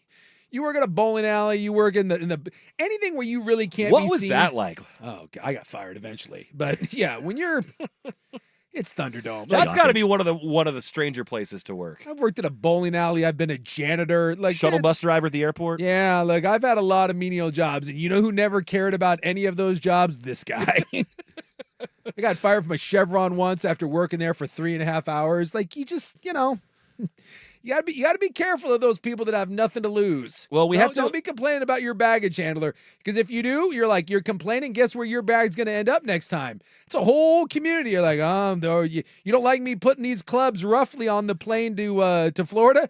Cool. Enjoy your clubs as they're on their way to Anaheim. Just go ahead and throw that on the other plane. Well, we have to care a little bit more about this job, or at least pretend to, and we'll do that right now with the Hot 5 at 5. Hot topics, hot opinions, Oh, golly, I'm hot today. and hot air. It's time for the Hot 5 at 5. It's hot. The Hot 5 at 5 on Primetime with Isaac and Sue. No, I mean it. That's very hot. The Hot 5 at 5 with Isaac and Sue. Brought to you on The Fan by Victor Rico's Mexican Food, the most popular burrito spot in Oregon. Online at victorricos.com. Number 5. Hey, watching. The guy's got some good technique with the throwing of the bags. If he was going for distance, he might have something there. Yeah, he's got one. He's like doing like a Scottish Highland Games caber toss. It's not bad. He's got one. He gets it a good 5-6 feet. You're right. The blatant disregard. What is that? And see, that's just it. It's not like you don't expect your clubs to maybe get jostled, but you just look out the window and see him just chucking them all willy-nilly. Dude doesn't give a Not F. one. He's like, go ahead, fire me. See what happens. Speaking of not giving an F, a callback to a story from earlier in the week. Do you remember the Ricky Stenhouse NASCAR fight? I do. That was a good dust-up. It was a good dust-up. He has now received the biggest fine in the history of NASCAR for fighting. They threw, I think it's because it was a sucker punch, and he was like, he had already showered and dressed. Yeah, he got knocked out. If you remember the story, got knocked out in the second lap of an all-star race. Didn't like it. Waited for his competitor, and then threw a right hand at him after he had, like you said, showered and dressed. Well, he's going to be a $75,000 lighter in the wallet. By the way, when I read that, I was shocked that 75 is the highest fine they've ever given out. I think kind of like, well, maybe not exactly like hockey, but I think they kind of like it. I think they think it's good for the sport. I think they think it brings intrigue, and When so I heard they record don't fine, really ding guys for that. I was like, dude, are they going to drop this guy like $500,000, but 75 G's? Plus, Stenhouse, independent driver, doesn't have a lot of extra coin right now. Number 4, NFL drafts. We know that next year it will be at Lambeau Field 2025. The NFL has now announced that 2026 will be in the Steel City of Pittsburgh. Like 500,000 people came to Detroit for this thing. Yeah. Like, it's been huge. This is a really, and we mentioned this years ago when they started doing this outside of New York, and they brought it outside and they made it big citywide events. Say what you will about the NFL, those sons of guns know how to throw a party. They know how to throw an event. And by the way, Green Bay is going to crush this thing, and you know Pittsburgh is going to eat it up. 100%. I expect Pittsburgh to be a lot like Detroit. Yeah, they're going to just blue-collar places, and it just works. It works in these, and I think it's cool that it's not in Vegas and it's not in New York. I think it's awesome that it's going to Green Bay and Pittsburgh and places like that, Detroit. This place like that appreciated because they don't get stuff there very often. Well, and that's just the thing is so often you see these events get taken to the sexy tropical warm weather New places, Orleans. LA, New Orleans, Vegas, whatever, and it's cool that these football-centric cities get a little piece of that. Pac-12 baseball tournament is underway. The last one. That's right, the last Pac-12 baseball tournament, and things not going so great for the Beavs. They got upset today, 2-1 by Stanford. Oregon playing right now, they're trailing 4-2 to Utah. That would be an upset as well. So the two teams from our state not faring so well early on. And the Beavs are going to be okay, and the Beavs have probably already a top 10 national seed, but if you get to the top 8, You get to host a you get to host a super super regional. So, hopefully a nice showing from the Beavs, solidify one of those top 8. It is 4-2. The Ducks are trailing to Utah right now in the bottom of the 8th inning, so Ducks will have one more at bat to try to put a couple runs across.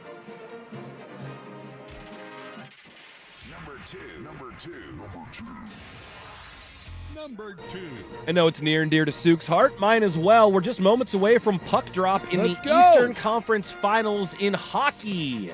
I wish we had some Canadian teams, but we only got one, no one in the West. But let me just say this for the record, teams in Florida shouldn't be playing hockey. Go Rangers. I saw the odds for essentially the Final Four, the odds left to win the championship, and 3 of the 4 teams were in the plus 200 range, all pretty close bunched together within the Rangers at 4-1. But it seems like it's kind of anybody's cup to win. Yeah, there's a lot of good.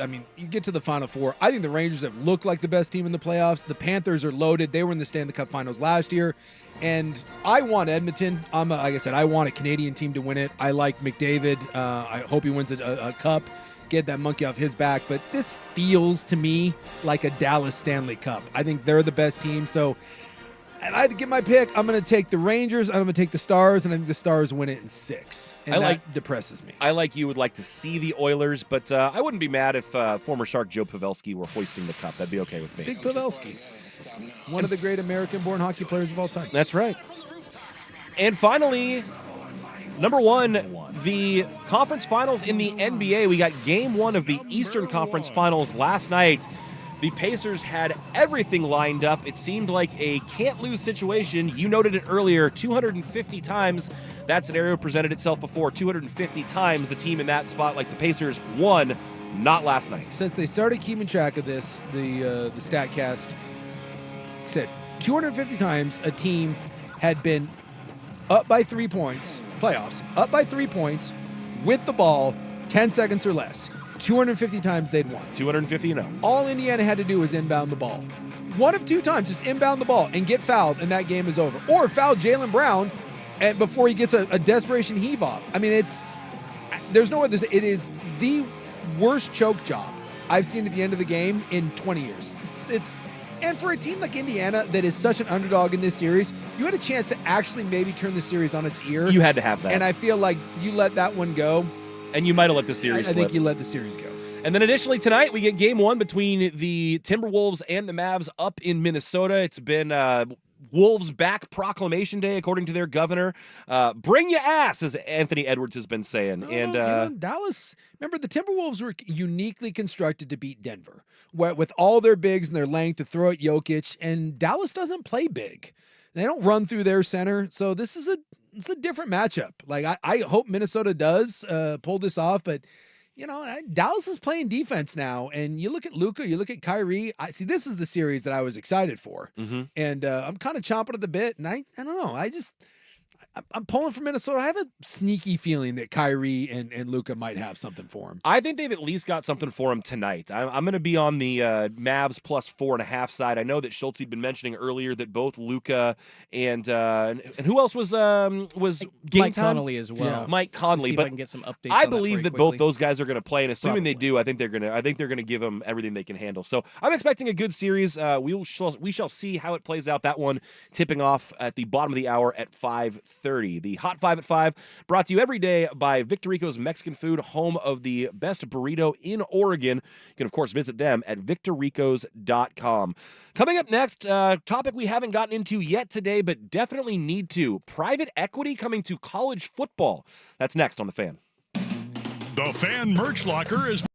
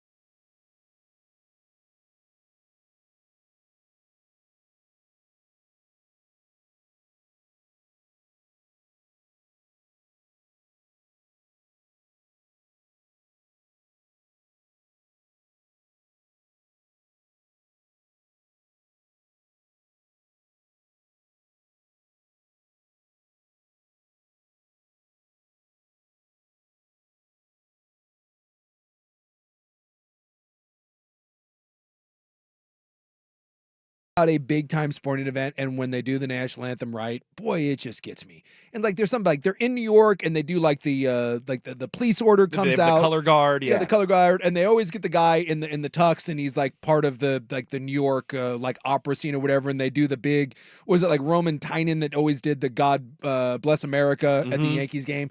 There's something about New York and the NYPD thing and the pageantry, and they got the big American flag splayed across the ice, and this dude's out here just doing an opera version of the national anthem.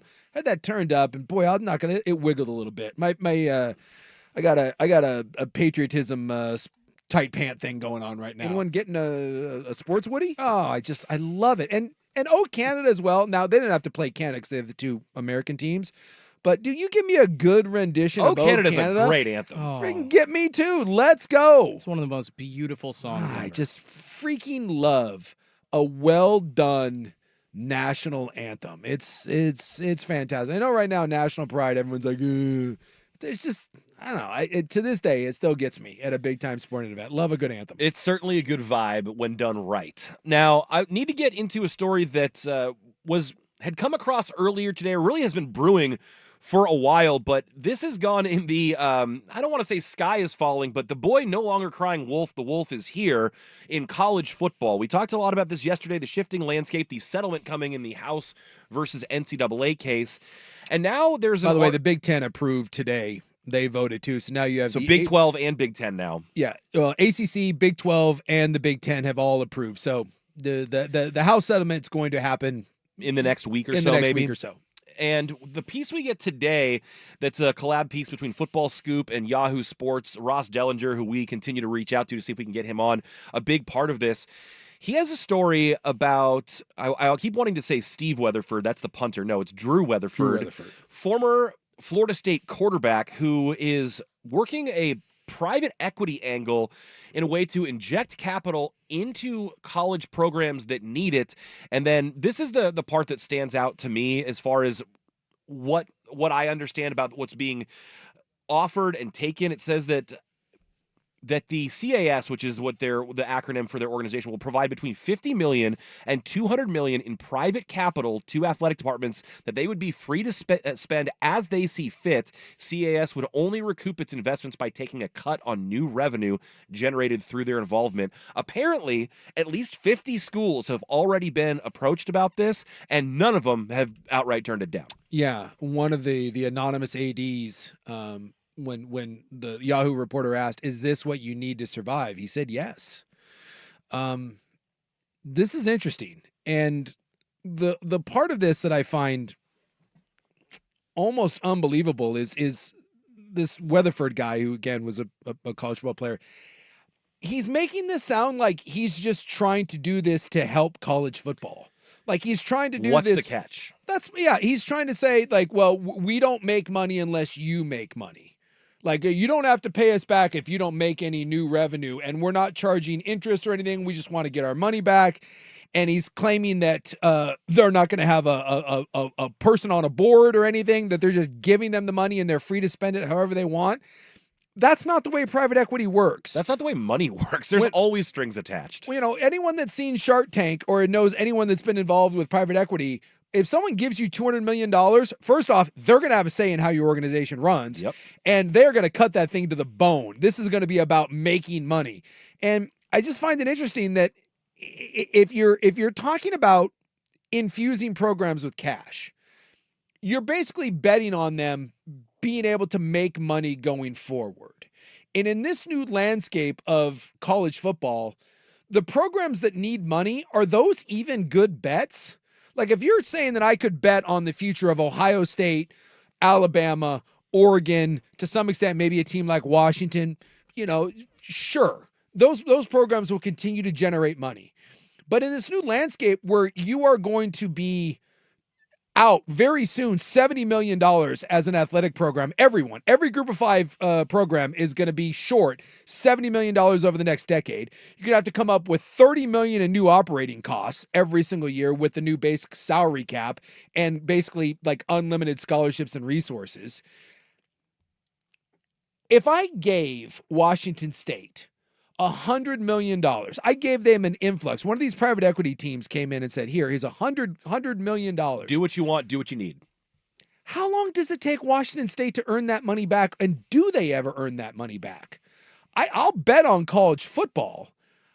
Sure, the institution of the sport, yes, but are you sure that they're going to recoup that? I'm not certain that I'm betting on programs that need an influx of cash.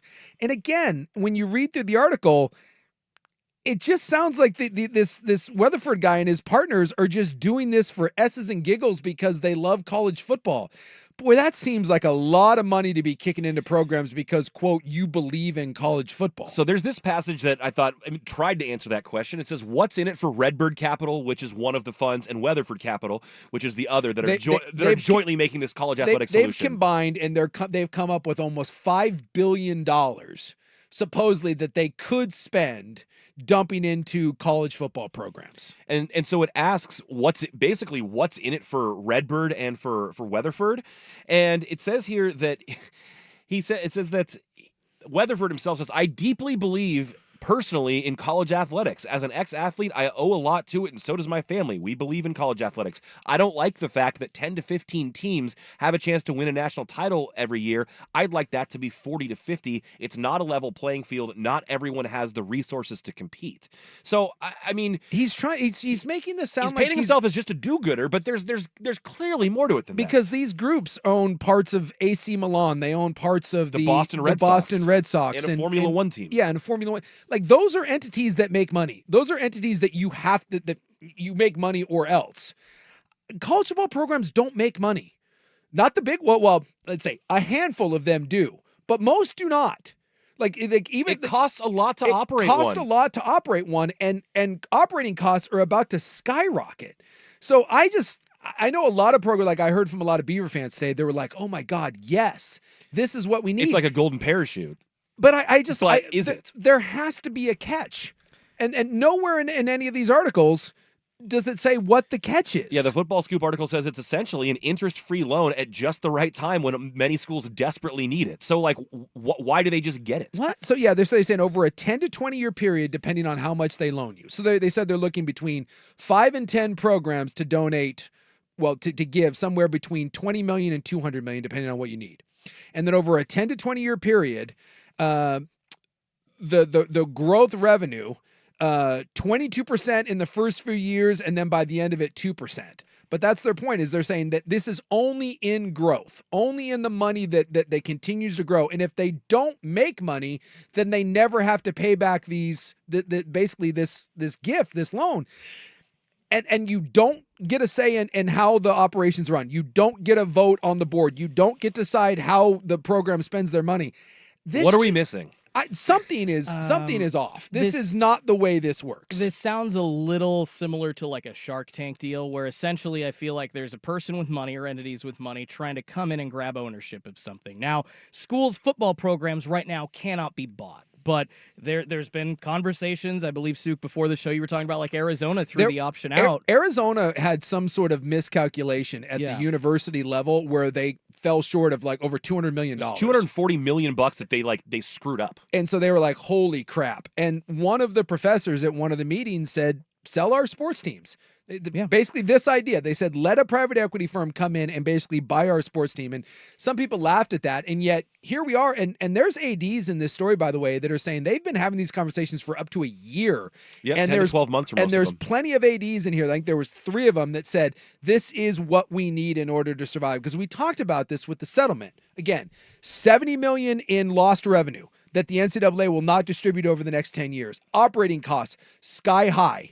And for programs like in the Big Ten, and this is why it's so big to get into the SEC or the Big Ten, they have basically 25 to 30 million in new revenue coming in the TV deal. Yep. But when you're talking about the ACC and the Big 12, and certainly schools like Washington State, Oregon State, or the Group of Five. Well, it's going to buoy up the Purdues and the Rutgers and the Big Ten, but but these other conferences don't have that. So if you're in the Big 12 and your TV deal is only paying you 30 million, and you're now saying that you're going to need 30 million in new capital just to have a baseline of competitive nature, just to have a seat at the table still. And that's why some of these ADs are saying we absolutely need this money. I just find it bizarre that this philanthropy thing is coming along at this period and being like, would you like $100 million? And if you don't make any money, you don't have to pay it back. And we're not going to make you do anything.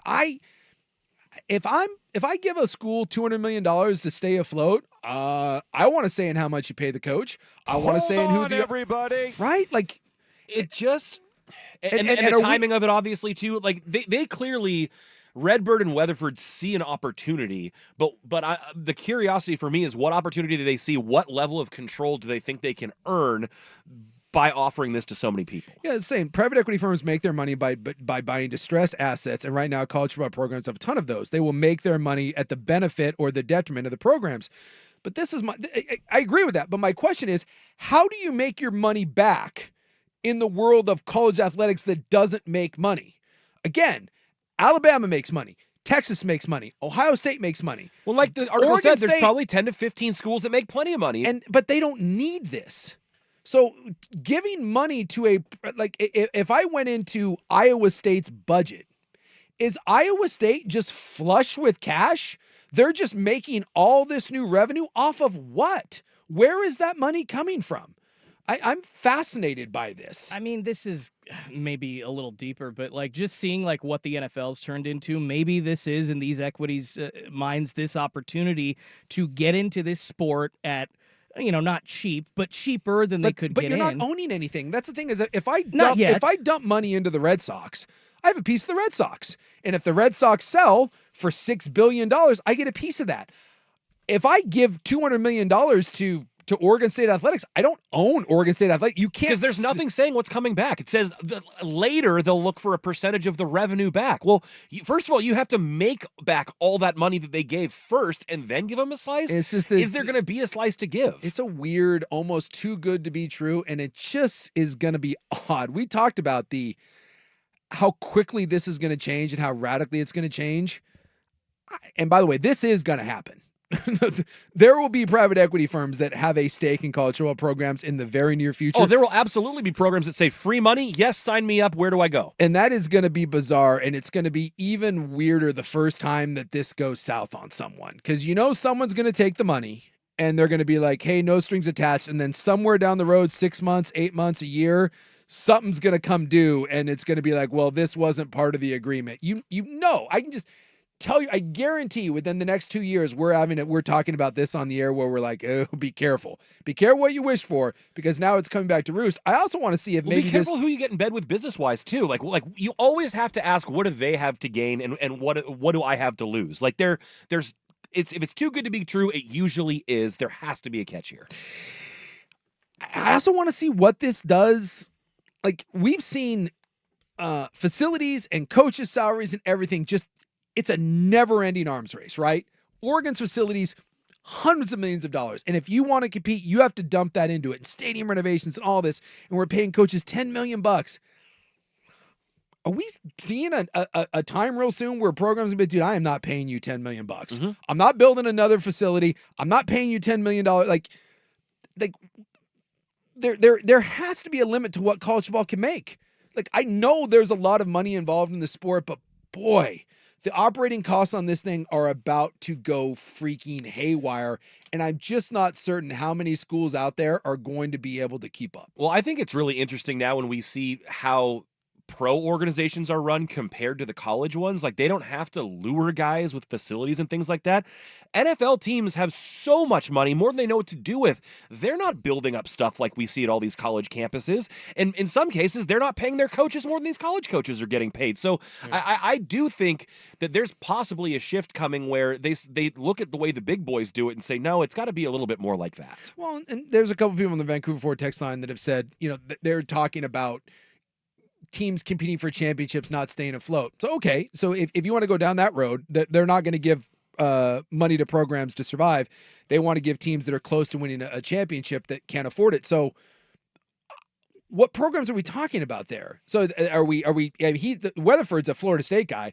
So now does this only exist for the ACC and the Big 12 teams? You're like, okay, cool. Florida State, here's $200 million. Right. The West Virginias of the world who could contend for a national title before and can't now, maybe. I mean, I don't know. And it's just it's a weird thing to know that 50 schools, And by the way, it seems like an awful lot if you're only talking about giving money to a couple schools. They've met with 50 separate schools over the last 10 to 12 months, and none of those schools None of them have giving said pushback. no. Yep. They're like, well, let's talk about Yeah, this. no one's told them to take a hike yet. They're like, tell me more, please. So just it's college football continues to be the soap opera that as the what is it sands through the hourglass, right? The days of our lives. This thing is radically changing from day to day to day to day to day, and it may not settle for a while, but it's crazy to think about 3 years ago where we were at in college football before NIL, before the transfer portal, before these lawsuits, before private equity, before all the realignment and the death of the Pac-12 and where we're at now. In some ways, I don't even recognize college sports. And by the way, this is just for football and basketball, I'm assuming. It still doesn't say what the hell happens to the other programs. Well, there's plenty more to unpack, and we will continue to talk about what future scenarios look like tomorrow when we have Mitt Winter on the show. He's going to join us at 3:30. Mitt is a legal sports analyst who is a former college basketball player, and he's been breaking down everything happening between the House versus NCAA case and what legal changes could potentially impact the landscape of college football. So we will dig in with Mitt tomorrow. But coming up next, need to dive back into the NBA. The all-NBA teams are out, and Suk has an idea about the Blazers draft strategy. We'll get to that coming up next. First, Schulte with SportsCenter. Now, from the Fan Sports Desk, a SportsCenter update on 1080 The Fan. This update is brought to you by Vulcan Design and Construction. Check out their award-winning outdoor living designs or schedule your free design consultation at vulcandc.com. First on the Fan, Game 1 of the Western Conference Finals getting going in just a couple of minutes between the Timberwolves and the Dallas Mavericks in Minneapolis. Looks like both Luka and Mike Conley are going to play. The Timberwolves still 4.5-point favorites. You can catch it on TNT, and coverage getting going over on 910 ESPN Portland actually right now because the Ducks unfortunately ended up losing in their game against Utah today in the Pac-12 tournament pool play matchup against the Utes. 4-2 the final for the win for Utah over Oregon. The Beavs already losing to Stanford today. 2-1 the final there. In Major League Baseball, the Mariners going for their third straight win in New York against the Yankees. Top six not going super well. They were down 4-0. Aaron Judge hitting a two-run bomb in that one. Game 1 of the Eastern Conference Finals in the NHL happening right now in New York between the Panthers and Rangers. Still scoreless, just under 10 minutes to go in the first period. And that one, more sports scores and stories in 30 minutes. I'm Schulte at the 1080 The Fan Sports Desk. Listen live or on demand on the Odyssey app, the Fan's desktop player, or tell your smart speaker to play 1080 The Fan. More, please. Golf in the Northwest with Jason Swigard is back. Saturdays at 8 a.m. before the Sinner and the Saint on Portland's sports leader, 1080 The Fan.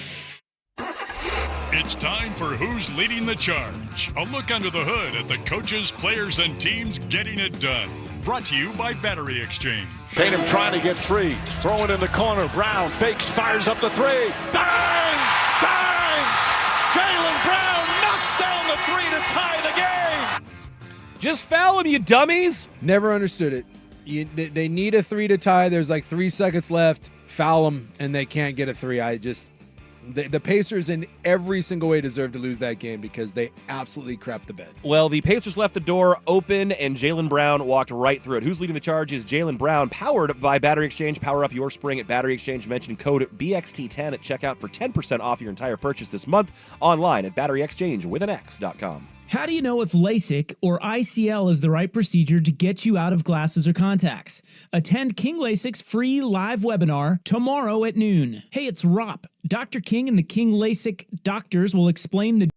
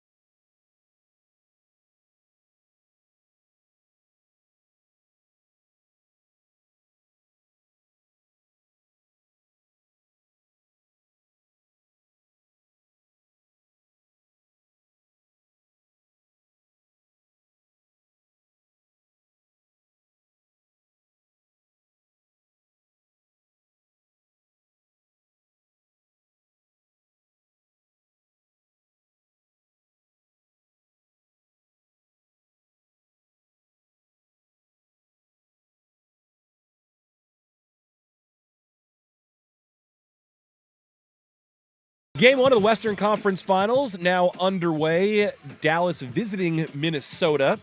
We'll keep our eyes on that one, but within the last hour, the All-NBA teams have come out. So we've got Shams dropping knowledge on us. The first team, Nikola Jokic, Shai Gilgeous-Alexander, Luka Doncic, Giannis Antetokounmpo, and Jason Tatum. Second team is Jalen Brunson, Anthony Davis, Kevin Durant, Anthony Edwards, and Kawhi. And then the third team, Devin Booker, Stephen Curry, Tyrese Halliburton, LeBron James, and Domantas Sabonis. Now, there's some controversy. A lot of people think that LeBron should have been second team. But there's no snubs. If you look at the voting, the least total points on the third team was Halliburton and Booker, I think you said. 70 and 75 points.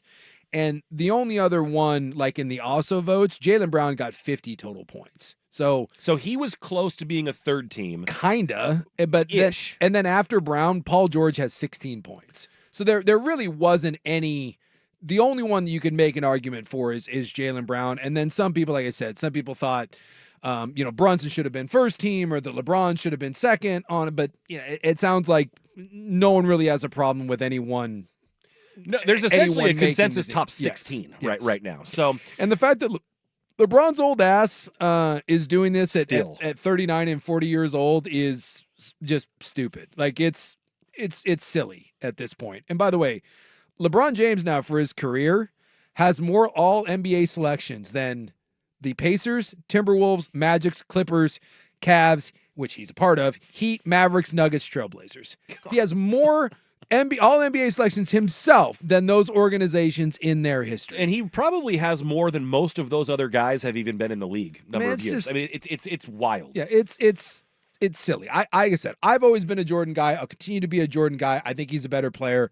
But longevity-wise, outside of Barry Bonds, and we know what Barry Bonds was doing. I think one of these days we're going to find out, or maybe we won't, what LeBron's doing. I gotta look. Trust at this point. If you don't think LeBron is on something, and by something I mean everything, then I don't know what to tell you because, I mean, he tells us he spends at least $1 million a year on his body. So listen, I got a good idea where that's going because, like I said, this is Tom Brady, Barry Bonds type stuff. Like no one beats Father Time. Father Time is undefeated, but LeBron might be playing him to a draw at this point. I keep waiting for the wheels to fall off. And this year, there have been more stretches where he's got a couple nicks here and there and takes some time. But really, he has been the portrait of health this entire time. And I think he shot 41% from the three-point line this year. So he's getting better. Which is a career at least in that realm. He can't play defense like he used to. That's where you notice it. Is he's no longer the defender that he was. AD, by the way, the only player to make the all-defensive team and all-NBA team. Oh, interesting. And by the way, that'll be Wemby next year. Wemby was the first rookie to ever make the all-defensive team. He made first team. Some people think he should have been the defensive player of the year as a rookie, which also has never been done. But Wemby's about to go on a run, minus health. He's about to go on a run about 15 of these as well. So which Blazers making this all-NBA team next? We can't even make an all-rookie team. Do we have him on the roster right now? I'm going to that lake. Neil O'Shea told us that Ant Simons was an all-NBA player. Guys, move on. Well, Ant Simons was an all-NBA player. Shaedon Sharpe was going to be untouchable. It was untouchable. And Scoot Anderson was the undersized point guard that can't shoot, that was not going to have any problems adjusting to the NBA game. I'm going to that lake. And he was going to hit the ground running. And top pick in any other draft if Victor Wembanyama was not the top pick. And now are the two cornerstones, or I guess three cornerstones of the franchise, never made an all-rookie team. Not even the second team. So, what whatever at this point. It's depressing, but it's the reality of it. Well, I wanted to leave some time for this because you brought up something earlier today. You were doing your little mock draft homework. We know how much you love your mock drafts. Well, and I was looking in the morning guys were talking about this. You look at all the different mock drafts, and there's 1 million of them. But I saw 8 different mock drafts over the last 2 days, and not one of them has the Blazers taking the same player. Which is interesting, but you have a theory about what the Blazers should do with this pick, considering the circumstances surrounding it. Yeah. It maybe would be zigging when everyone else is zagging. Well, I want to talk about that next, and we'll do it coming up on Primetime on 1080 The Fan. It's time for a Ducks Report, the inside story on Oregon athletics, brought to you by Mods PDX. The future of building is here. Well, the Oregon Ducks baseball team made just like the Beavers did, and they dropped their first game to a lower-seeded team. They fall to Utah 4-2 in the Pac-12 tournament. But it's not like single elimination or anything. It's pool not. play, so. They will play USC tomorrow in what is essentially a must-win. If they don't beat USC, then they'll almost certainly be bounced. So that one comes your way tomorrow at 2:30. Remember, they say that it's, it's just kind of one of those things where they're in at this point. It's seeding that you're playing for. That's right. This Ducks Report brought to you by Mods PDX. The future of building is here. The home of dirt and spray.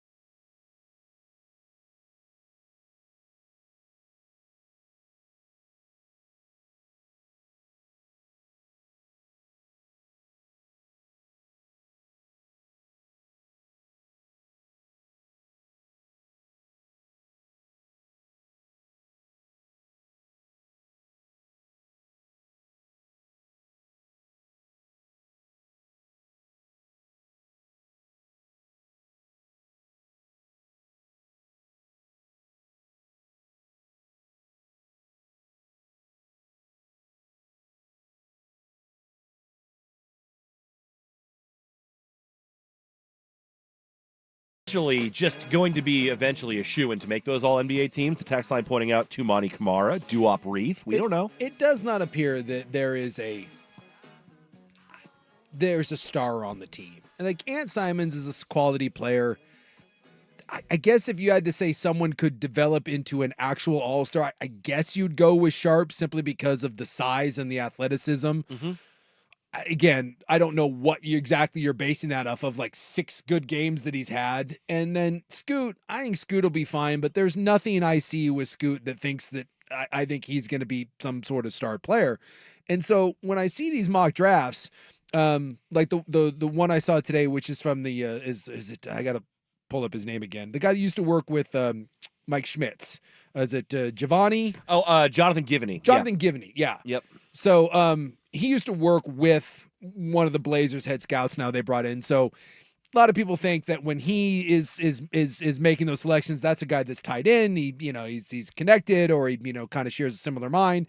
And in they've got them taking the Serbian point guard, is it Topic? Yeah, Topic or Topic. Yeah. I think it's Topic, and then they got Zach Edey at 14. And of course, Zach Edey is a whole different animal, but the Topic thing has people all riled up, and in plenty of other mocks, they have him taking one of the guards out of Kentucky, or I've seen some with Castle, the guard out of UConn, and everyone's freaking out. At least Topic and the UConn kid Castle are both big. Mm-hmm. They're both 6'5", 6'6".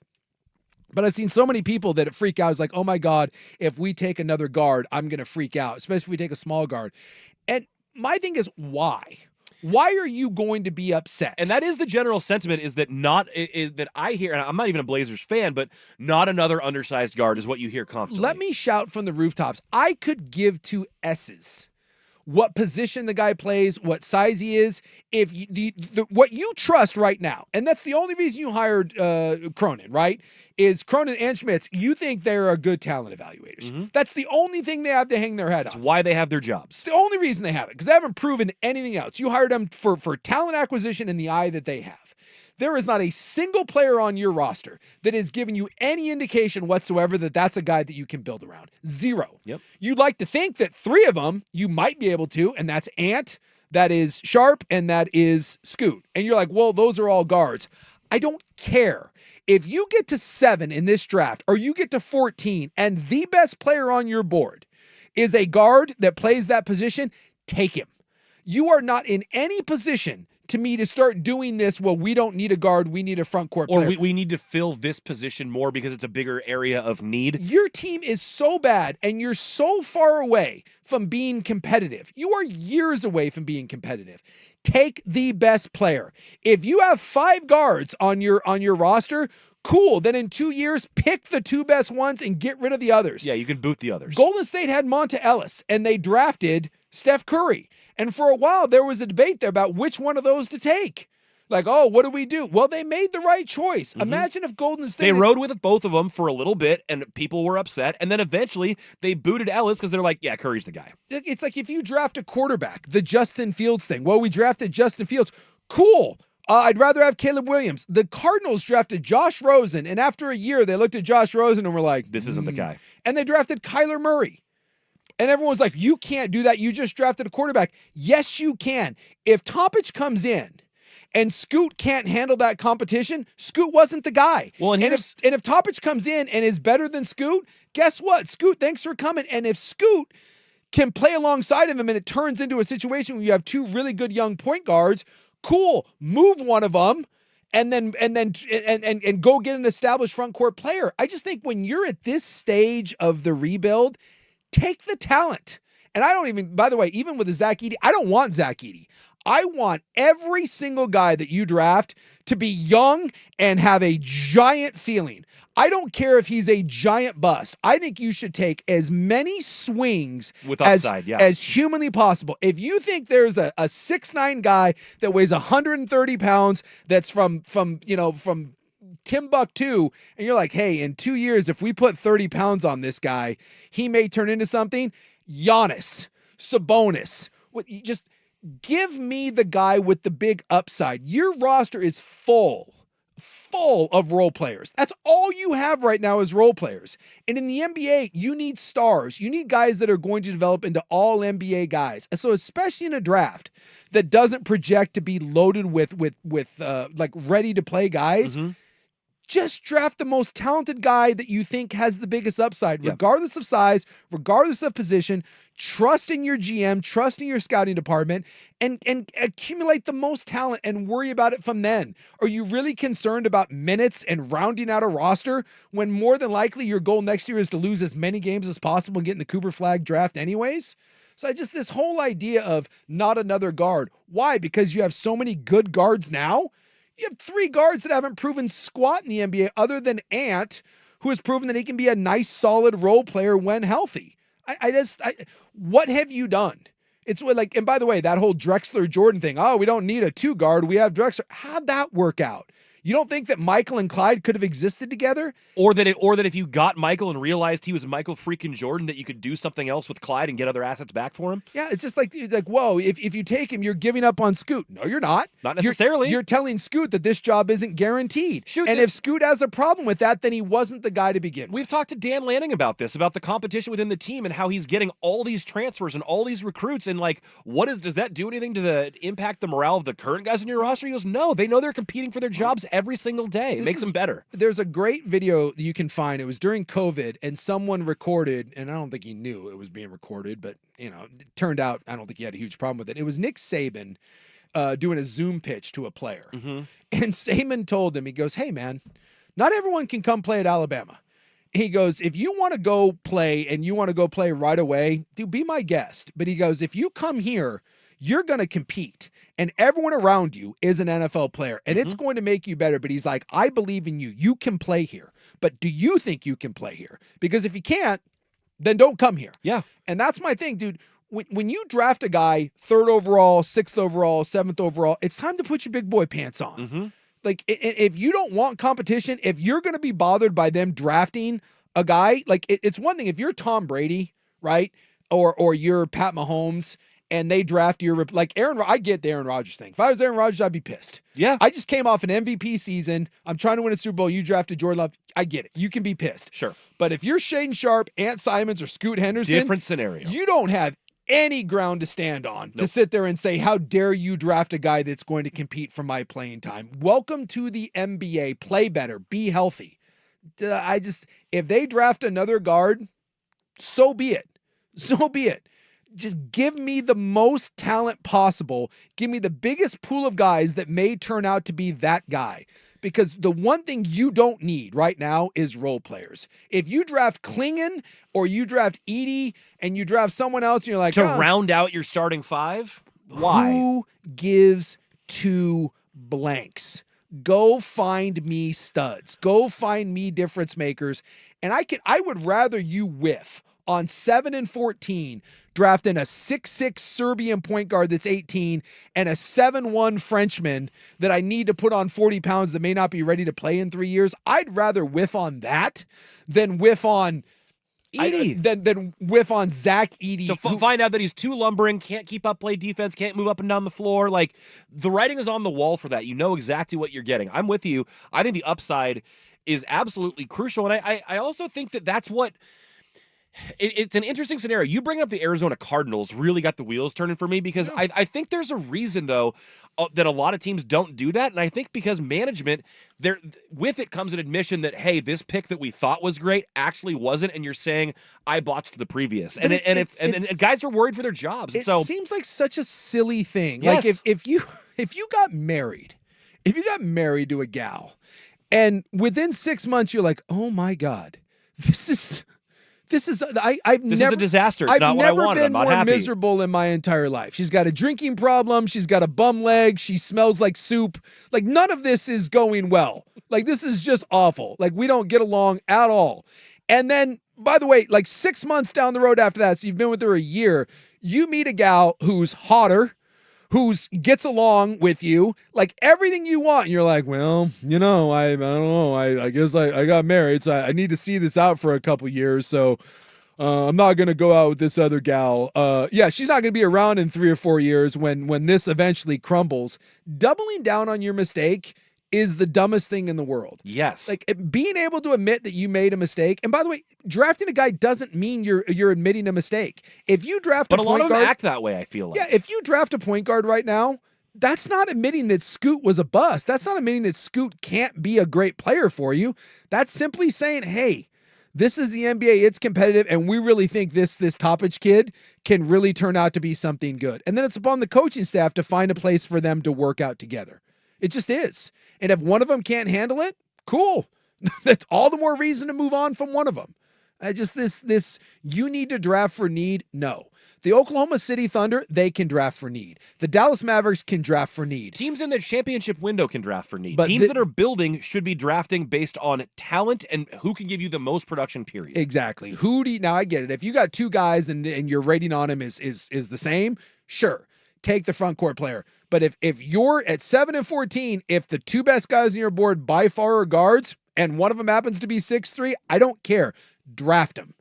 Draft them and get the most talent possible and then move on from there. Well, I think that's going to conclude the sports section of today's show. I'm in lockstep with you there. I think it's so odd and strange that essentially these personnel decision makers are so afraid of making the same mistake twice when really it could be just correcting the previous one or improving on the previous one. We will get to the club coming up next. Something we didn't get to yesterday, a couple former pro athletes, where are they now? One in politics, one leaving a woman at the altar, and then other part of a crime sting. And additionally, a story that I came across, not new news, but when fighting for your right to party goes horribly wrong and you're still in jail 30 years later. All right. I've got that for you coming up. You're listening to Primetime on 1080 The Fan. For more than 50 years,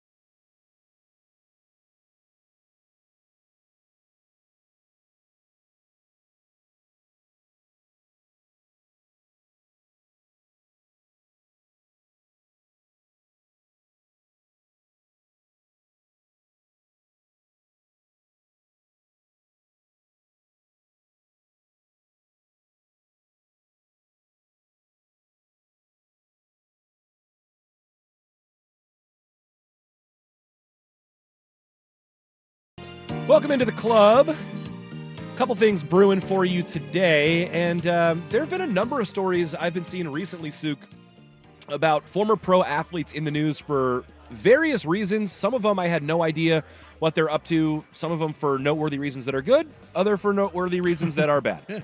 Antonio Brown filed for bankruptcy, and there were some details of that today. I don't know if you saw any of that. I saw, let's see, that he owed like over $3 million to 8 different creditors or something like that. Shocking. Yeah, they went through and they listed all of his the non-payment financials. Like someone put together a thread. This is Antonio Brown. So he made $88 million in his career, which by the way is probably more like $45 million. Sure, after taxes and things like that. But that's still $45 million. And he walked away from like $70 million with the Raiders, which he didn't need. So he is let's see, let's go through. And he needs it now.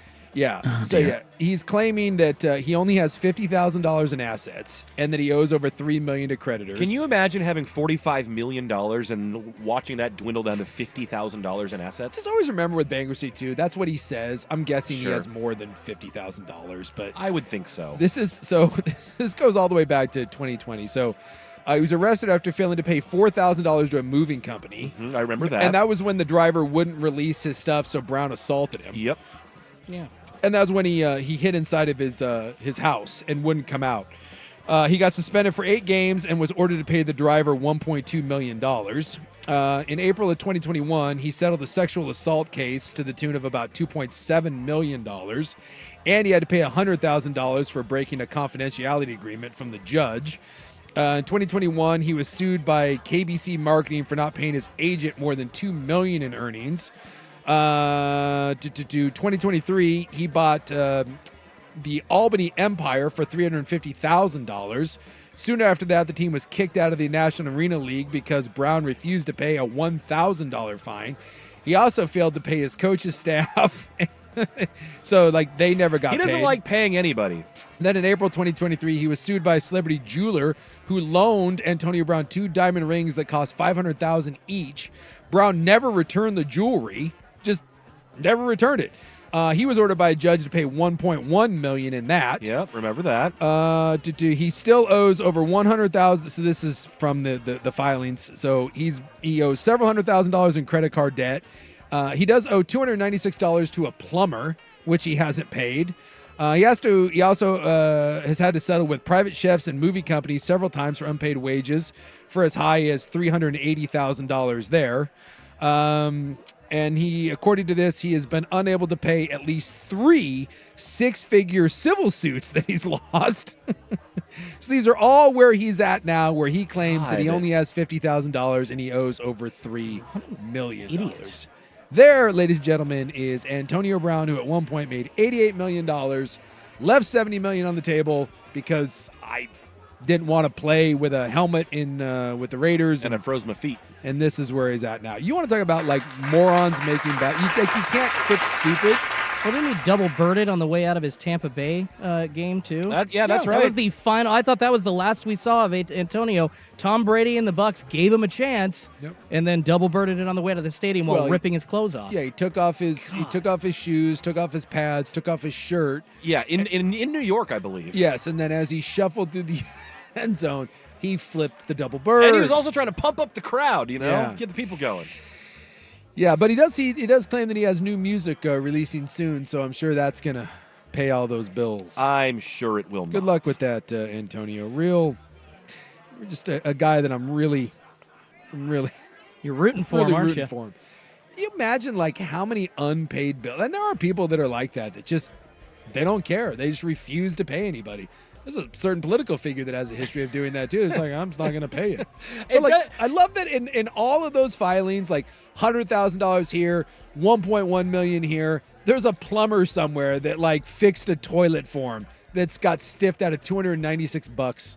I do love that there. It seems like, I don't know if I love, but it feels like there's a portion of our country that is starting to kind of abide by the Office Space Peter Gibbons model, where it's I don't really like work. I don't think I'm going to do that anymore. Well, won't you have to pay for bills? I don't really like paying bills. I don't think I'm going to do that anymore. And people just have decided things they don't like doing or wanting to do, they just won't do them anymore. Isn't that how the Pamela Anderson, Tommy Lee sex tape ended up getting released to the public was the contractor that Tommy Lee stiffed ended up stealing. I know someone stole the tape. I didn't know that. Yes, so no, it was the contractor that I believe was doing either like a remodel on his house or some plumbing or whatever, but Tommy Lee ended up stiffing him, and he said, you know what, F this, I'm going to go back. I know where he keeps his valuable stuff, and got his hands on I'll the get the sex tape tape. of you stiffing Pam. Yeah, so... Well, I mean, I guess that is... Antonio Brown, better beware. I had a contractor take the deposit and walk off and never showed up to do a day of work. Dang.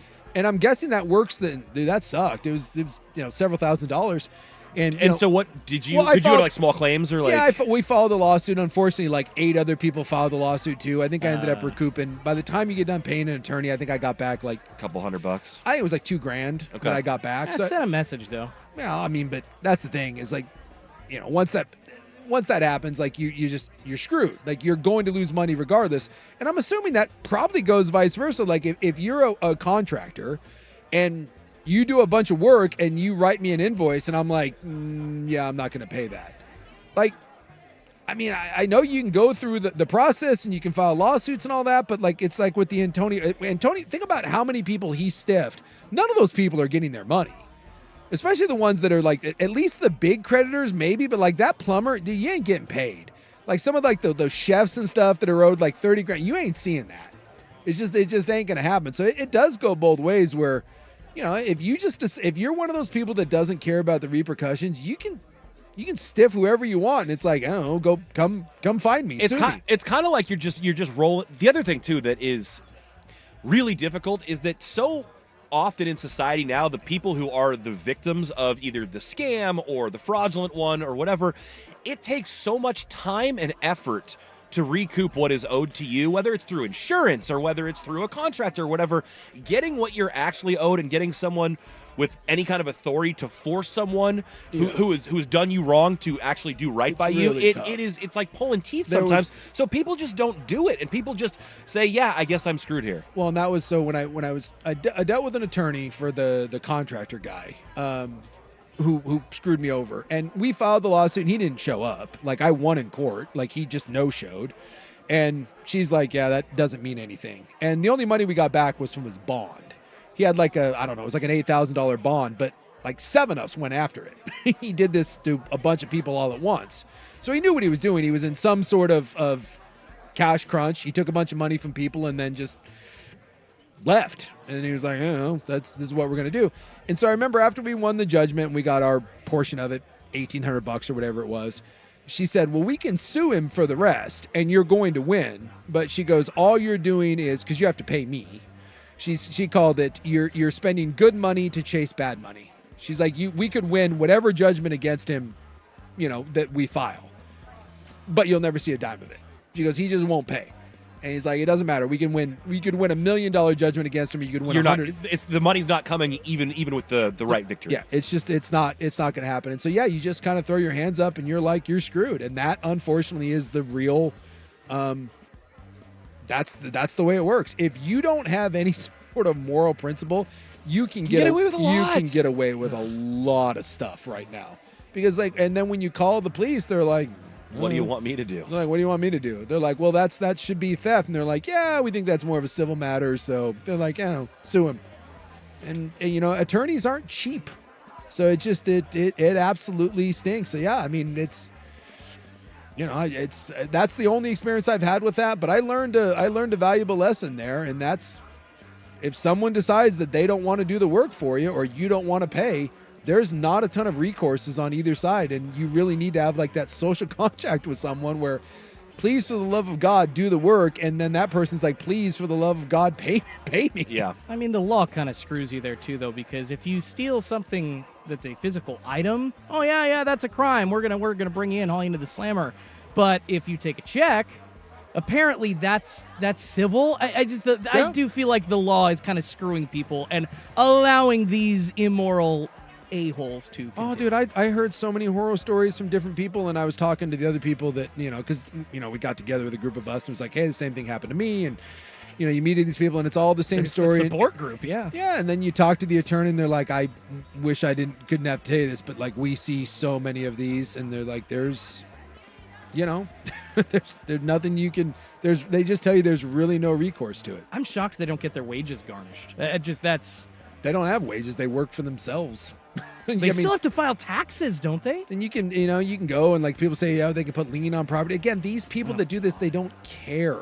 Like the amount of effort you have to go through to get any money out of them, and they go and put the company under someone else's name, or they have this different property, or they rent and they move around, and it's just like they're professional pieces of crap. And they don't care. They're not scared by lawsuits. You can make a lot of money scamming people, man. Yes. If you don't care about the rules of society, no matter what side you're on, it is set up right now for you to pretty much do whatever you want. There's horror stories now about people like going to rent Airbnbs and just not leaving. Moving into an Airbnb, squatting in an Airbnb, and then putting like a power bill in their name, and then being like, okay, I live here now. I live here now. You got to evict me. And then they have rights, and This is my hat now. Yeah, and it takes people 6 months to evict them, and they get to live there rent free. I mean, there's all kinds of those horror stories about that. All right. Well, coming up next, we need to discuss a couple different former pro athletes. One who spent $400,000 for a wedding that didn't happen, one that's running for Senate, and one who's getting locked up. That's coming up next on The Fan. The Fan is live on YouTube, Twitch, and now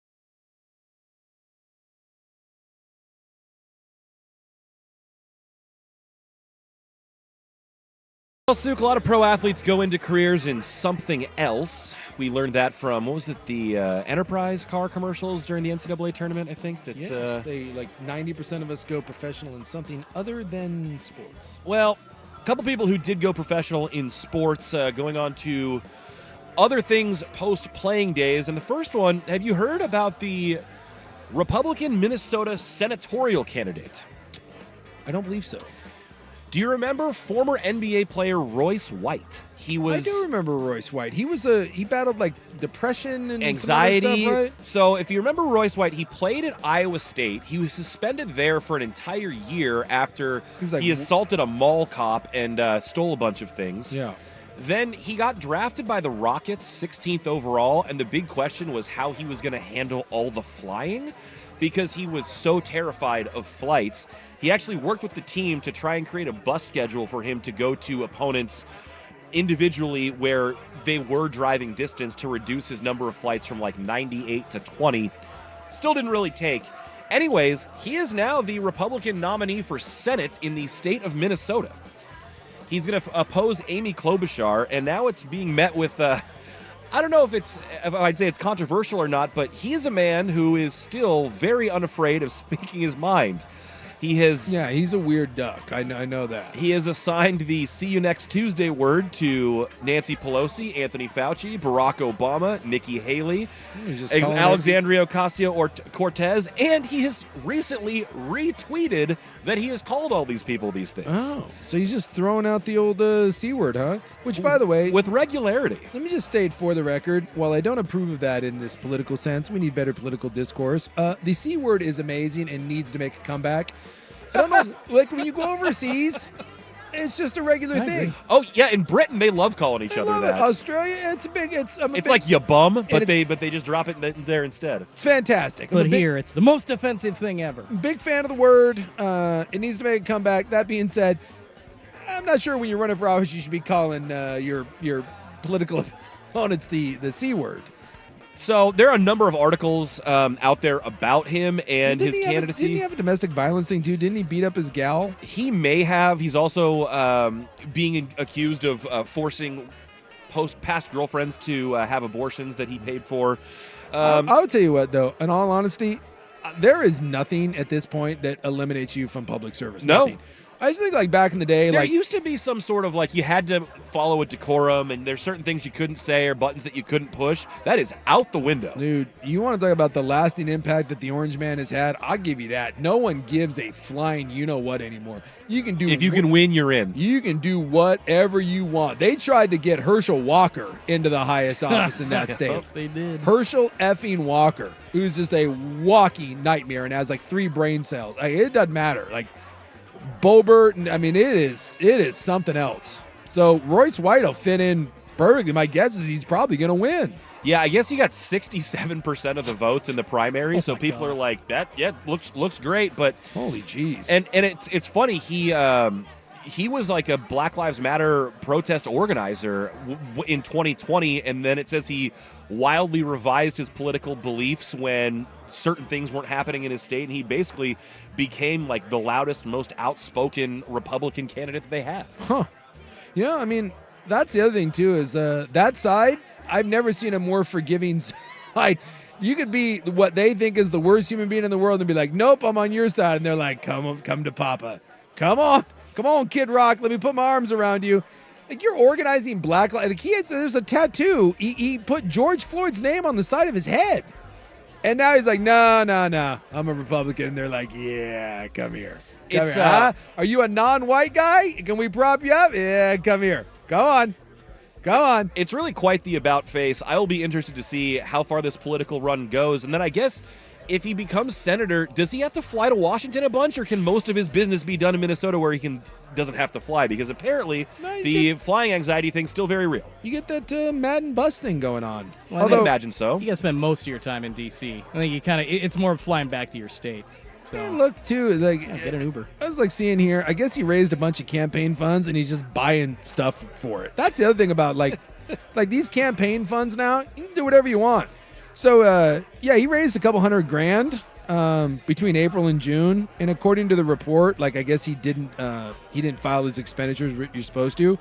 but he spent like $500 at Bed Bath & Beyond. Sure. Spent a couple $100 at Nike. Why not? A couple $100 at Lululemon. 500 bills at Nordstrom. Trip to the mall. Spent a bunch of money at Dick's Sporting Goods. Spent $3,200 at Guitar Center. Hey, could you please fund my trip to Washington Square this weekend? By the way, I'm running for Congress. Hell yeah, dude. Spent a couple $100 on New Balance, and when someone asked about it, he said that the shoes were purchased for door knocking. Hell yeah, man. He knows how to game that tax system. Good for him. That thing is kick-ass. You know, people have called him unhinged in some senses. He has some things figured out. It's very clear. Boy, I love that you can now raise money for your political campaign, and then you're like, who's gonna buy You can raise money for your campaign, call everyone under the sun a see you next Tuesday, spend that money however you want, and still have to really answer to no one. I need to run because, like, I look like it. I just need to become like an uber right-wing person. I already look like I fit the bill, and then start running for something and raise a bunch of money with no intention whatsoever of winning and just spend it all. I come up with horse crap excuses for doing that. The other good one too is the books. Have you seen what they do, like when political people write books? So again, you can't spend your campaign money on stuff for you. Right. So you get these people and they write books. And then like they're like, oh, it's a New York Times bestseller because it sold like 400,000 copies. But if you do some digging into it, like 300,000 of those copies are bought by a political action campaign of the person who wrote the book. It's like Ted Cruz did. So this. then it basically vaults them to the top of the New York Times thing. It gives credibility to the book, and it brings in more funds. Yeah, so Ted Cruz writes a book, puts it out there, and then spends his campaign money. He spends $300,000 buying said book, and then he can, quote, hand out those books or just have them. Meanwhile, he's putting money in his pocket because it's buying books. And it's like the greatest grift of all time. It pisses me off, but it's kind of genius at the same time. Dude, I so want to be a politician. Don't hate the player, hate the game. And I haven't done it yet, but like I see these people that like supposedly there's like people that follow like Nancy Pelosi's trades. So when she makes a trade, you can do the same thing. I guess there's apps. Like I want to do that too. I think someone's developing like an ETF that basically makes the same trades that Pelosi or other politicians It's do. like So that Nancy Pelosi's it's automatically triggered. She's like the greatest investor of all time. Yep. Like and like really. I mean, maybe some of those insider numbers coming her way. I don't know. Allegedly, right? It's fantastic. Well, on Someone the topic, said $300 or $3,400 at Guitar Center is outrageous. That being said, I would love $3,400 at Guitar Center. Absolutely. Dude, I'll tell you right now, I know myself, there's no way that if I raise like $250,000 in political donations, there's no way that some of that wasn't going to my like hobbies. I'd be down at the Trek bike store being like, you know what? I might be riding from door to door to talk to some people. Exactly. If he can spend a couple $100 on New Balance shoes, why can't I spend $7,000 on a new bike? Because I'm going to ride that bike across this great land of ours, spreading my political message. I need this new $3,000 Fender Stratocaster to play Kumbaya in my rallies, please. Well, again, what's to stop me? I could make that argument. You could. I could make that strong argument that bicycle is my camp. I do. I go neighborhood to neighborhood across Clark County spreading my message. Tell me that's not and then, by the way, there's a little sign on there. I got like a little license plate, like vote for me. We got a little political ad. Someone on here says you got to go on a fact-finding trip down to St. Lucia. Exactly. 100%. Dude, Do some research. I am so running for. Can I run for like sheriff or something? Sure. I need like we can find a position for you. I need like the lamest thing that I can run for and just lean into the most wild, outlandish, like whatever side. By the way, either side, right, left, I'm open. Just tell me like who's the more gullible one, and I'm in. Now some people are sending us what they think are the best scams. One person says compost places. You pay to dump your stuff, then they sell it back to you as compost. That's pretty brilliant. Yeah. I mean, seriously, there's all kinds of stuff like that. Mm-hmm. I gotta be in. I'm too honest. I need corruption in my life. Well, I need corruption and shady doings that buy me sweet things that I'm like, it's for my campaign. In the interest of financial responsibility, there's another former NBA player who ponied up $400K for his wedding, only to call it off and party with his boys that same night. Did you hear about this? No, but I kind of want to do it now. So this was Steven Jackson, former Warrior, former Pacer, Malice at the Palace and all that. career earnings of $68 million, and about 6 months before his wedding was supposed to happen with his fiancee, Imani Showalter, he said, hey, babe, need you to sign the prenup. And she's like, yeah, for sure. And he presented it at 5 months, and he presented it at 4 months, and he presented it at 3, and at 2, and at 1. And she's like, I've just been so busy getting the wedding together. I haven't had time to go through it, haven't had time to sign. They're 2 weeks away from the wedding. She still hasn't signed. He's like, babe, I need you to sign the prenup. They get to their wedding day. All their guests are there. She has not signed the prenup. And he's like, okay, we're not doing this then. Sorry. And he and his boys go out and party with some of the bridesmaids. And the first song they drop at the bar, Gold Digger by Kanye. All right. Boom. So, listen, apparently if you're looking at Steven Jackson's side, he said, I love you, but if things go south, I'm not letting you have half of the $68 million. That's not happening. And she's like, yeah, I got you. And I don't know if she had ulterior motives, was hoping this just kind of slipped by, but Steven Jackson said, nay, this won't be happening. I wonder how many times, like, a gal with an athlete or someone with a wealth. I wonder how many, can you stall, like, how often does that work that you can stall out the old prenup? I don't know. And then I keep wondering, like, what are the, like, there Kind can't of be that many excuses. So Kind of a bold move, though, because the idea is that you don't have the balls. If I get right down to it and the wedding's it's a bluff, planned, right? Yeah, it's a bluff. Yeah, she's trying to call that bluff, yeah. It's a power move. Like, I don't know if that's true or not. Like, I'm sure there's different side to the story, but if that's true, it's a baller move on the part of Steven Jackson. apparently after he's like, no, this isn't happening, one of his buddies was like, so where are we partying tonight? Like, we like, everybody's here. We still got to do something. And they did. They hit the town. It makes sense. Right? She's like one of these basketball wives of LA people. Like, I'm the one I don't get.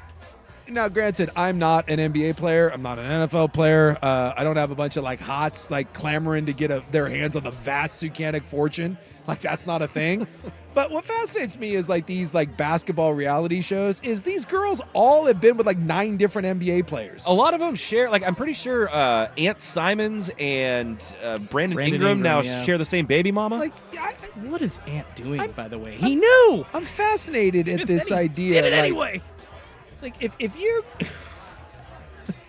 if you're with someone that's got like 3 kids by 3 different NBA players, or you're like the 8th NBA player they've dated, isn't that a bit of a warning sign that maybe, just maybe? Like, if you were, you brought up the example of a plumber earlier with, like, small claims. If you were a plumber and then you found out the gal you were dating had been with a bunch of other plumbers and, like, and taken their money and taken them for a ride and things didn't work out and you're a plumber too and now she's coming for you, like I get some of these gals are hot, but isn't there an endless stream of hots? Like, if you're an NBA player and you're making $25 million a year, I would assume that the pool of hots is like 100 feet deep. You would think it's like not even like that's actually like you're in the ocean. Like you're 2,000 feet deep. Are the ones making it to the top of the heap, are they just grinding the hardest? Are they like the most persistent? How is this working? They're the shadiest. Man. They're literally the shadiest. God, I think that, you know what? I respect that hustle, because in order to trap that many NBA players, man, you got to be on your game. Their DM it's game, a full-time their job. nudes, everything, you got to be on it. You're like up at dawn. You're like a landscaper you're the early bird gets the worm. You're out canvassing. You're putting out the goods. Like, I honestly, I kind of respect the hustle. It's not lost on me, too, that some of these bridesmaids actually went to the party. Yes. Apparently with Steven Jackson. So, yeah. So a couple of those bridesmaids kind of wondering, well, hey, could I be next? Maybe. Or they just hate their Or they're friend. like, as long as someone's paying for a party, That's I'm here. True. Yeah, I mean, it really is amazing. Like, that world, the world of like, I don't want to throw insults. You know, I don't want to call people the garden tool or whatever. But let's just say the professional daters, the professional hots. Man, that is just fascinating. And the dudes they just keep going. They keep going. Don't get me wrong, I like the tatted up whore too. Yeah, they just keep going for it. Just over and over and over and over again. Like, that's my next business is I want to be an advisor to the NBA guys, where someone had, like, there's no one in that crew. There's none of his buddies that are like, dude, you're like the 9th NBA player that she's with. Just so you know, like, no kids. right? No kids, no marriage. Like, no. This isn't good. Like, just there's no one in there that steers them in a different direction.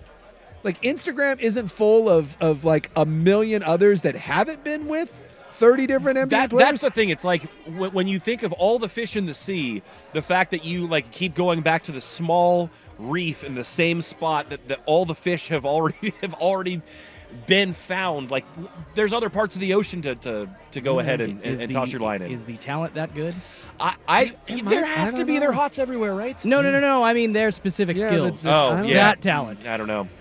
Oh, man. True love. It's a hell of a thing, right? Hey, I found the one. How many times your buddy is at some strip club say, I think I found the one. I think I found the one. It's like, bro, she's giggling to get your money. No, Stop man, it. it's the one. She really likes me. She said lots of people come in here, but I'm different. I'm special. She loves me for me. I came across an old story about fighting for your right to party when things go so right or so wrong that you have to deter your wife from coming home and you create a disaster instead. That's coming up next in the club on 1080 The Fan. But first, Schultze has a SportsCenter update. Now, from the Fan Sports Desk, a SportsCenter update on 1080 The Fan.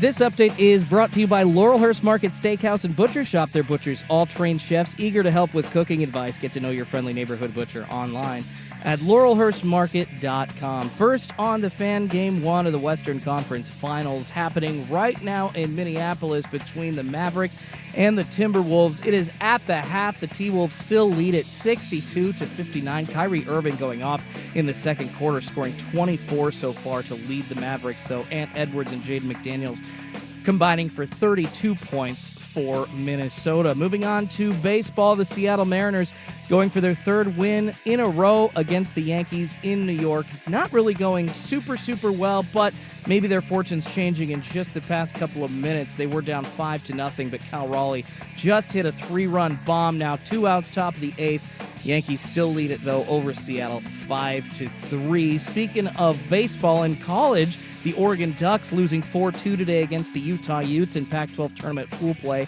They're taking on USC tomorrow. The Beavers also losing today against Stanford 2-1, the final there. And also in the NHL, Game 1 of the Eastern Conference Finals happening in New York. The Rangers and Panthers going at it. It's just under 6 minutes to go now in the second period. Panthers still lead that one 1-0. More sports scores and stories in 30 minutes. I'm Schulte at the 1080 The Fan Sports Desk. Listen live or on demand in the Odyssey app, the Fan's desktop player, or tell your smart speaker to play 1080 The Fan.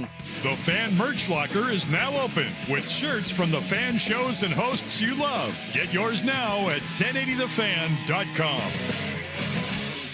I'm George McCoy.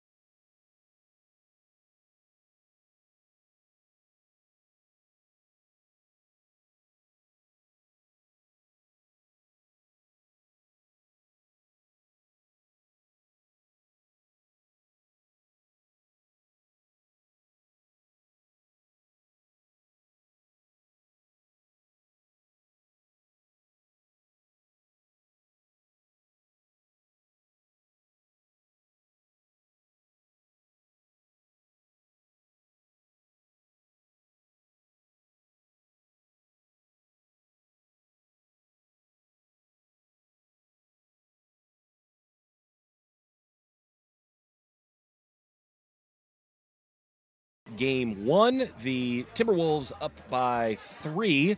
So we got a good one. And then let's see, what's going on in the hockey game? Still 1-0? 1-0 Panthers. The mighty Florida Panthers, kings of hockey. Lots of people on the Vancouver Ford text line are fans of your potential corrupt political career coming on. Someone says, Suk, you're hired for Clark County. We've been needing a D like us. One of us. For one of us, one of us. Yeah, exactly. And I'm going to be honest. I'm just telling you right now that I'm for sale. Whatever. I'm ready for office and corruption.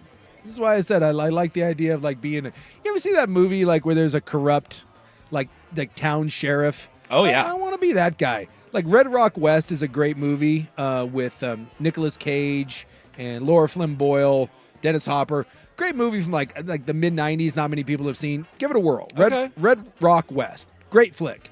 But it's a movie about a corrupt sheriff, like a small town in like Wyoming. That's right up my alley. I can get one of those plaid jackets with like a sheep line collar. Get a cool cowboy hat. Like drive around like in an old Ford Bronco for some reason because that's going to be my police vehicle. I'm just I play by my own rules.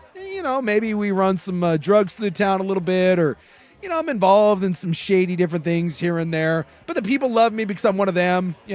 My ads, I'm like I look very like Midwestern in my ads. Like wear like cargo pants. Watchdogs over the Metropolitus. I'm ready for that. Let's go. I need a city somewhere to be like, we need a man ready for we need a man like you who's ready to be bought. Get some like millionaire backer, run a shadow puppet government through me. Let's go.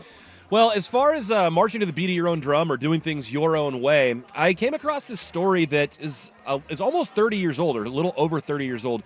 Are you familiar with the Great Flood of 1993 in Mississippi? The Great Flood? Over 14,000 acres of farmland were destroyed, buildings were destroyed, a bridge was closed, and... Great Flood of Mississippi? Yeah, 14,000 acres of farmland flooded. And I have come to learn through the magic of Twitter, or X, that it was caused by one man who is still doing time in prison, and it was all because he was fighting for his right to party. Get right the hell out of town. This dude, whose name is James Robert Scott, grew up in Illinois, but he was down in Mississippi, and his wife was coming home, but he was having too much fun partying. And there had been a lot of rains, and the Mississippi River was rising, and he thought that if he messed with one of the levees, he could impede his wife's progress home, and he could keep partying. I want to say that someone probably died, so that's terrible. But if no one died, I'm sorry, that's the greatest thing I've ever heard. And I don't know, I have not been able to find a death toll on this, and so it might have just been property that was damaged, but basically he thought, if I break this here levee, like, I can keep the party going, and he ended up flooding 14,000 acres of farmland. Oh my God. He's still in prison 31 years later for intentionally causing a catastrophe. That does sound like a lot. I mean, again, I don't know if anyone lost their life, but dude, people do like 10 years in prison for killing people, for like murder. This guy just got drunk and broke a levee. Like, if no one died, that is a long time to be. That's a lot of money, though, that's going to go to fixing all that stuff up, right? It's not about death Says always. that on the day that the levee broke, James Scott had been helping to sandbag. So he'd actually been helping other people make the levee better.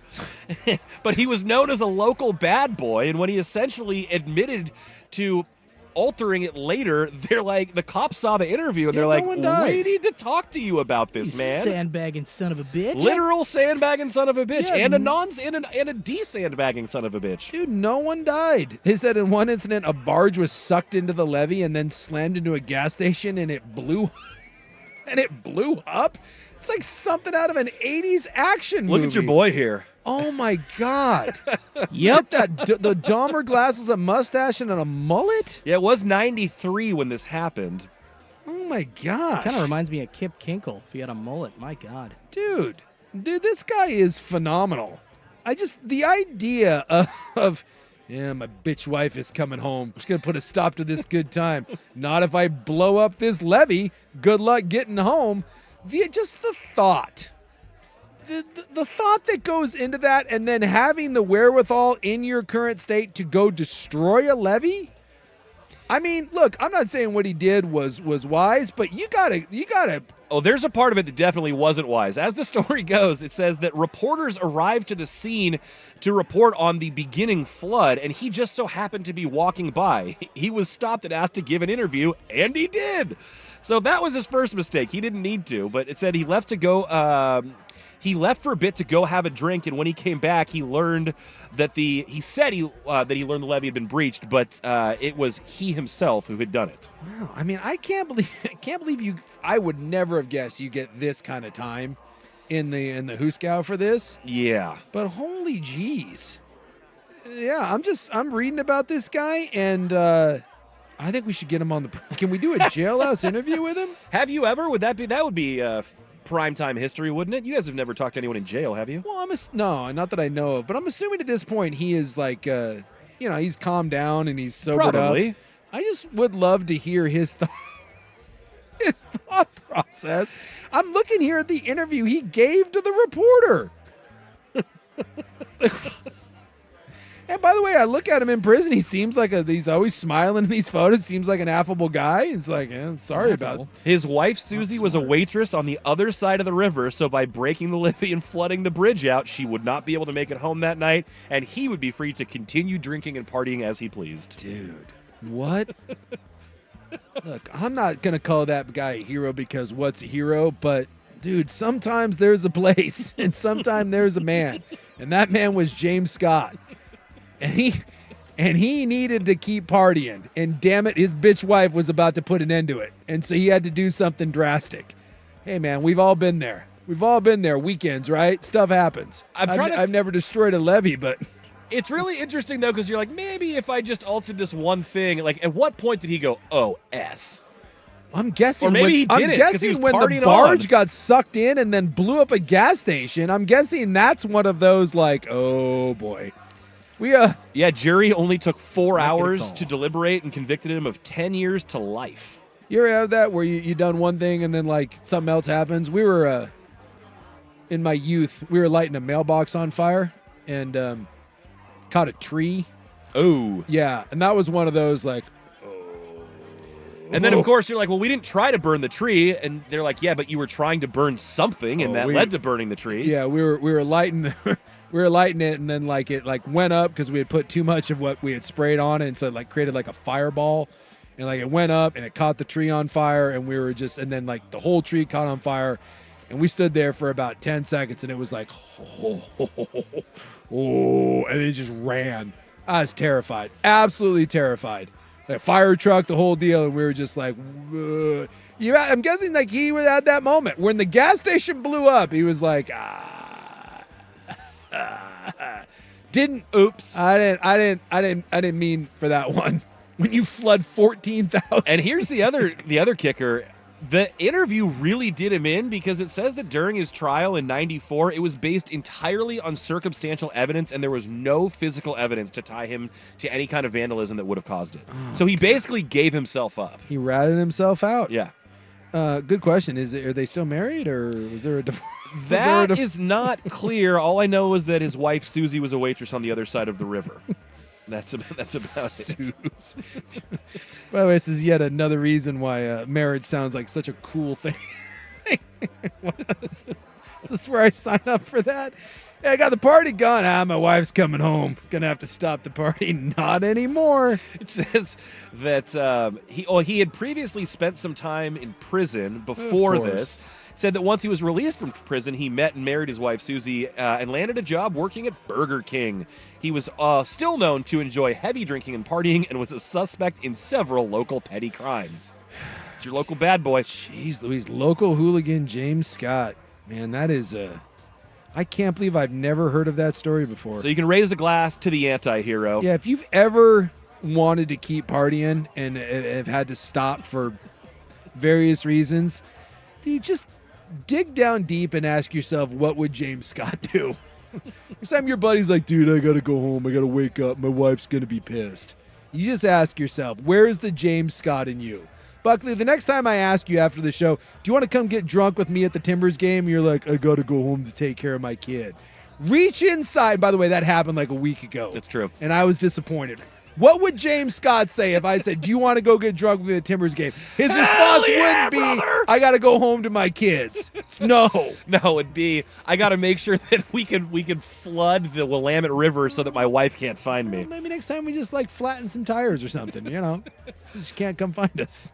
We're just about out of time here, so we will wrap up the club next on The Fan. It's back, and it's sure to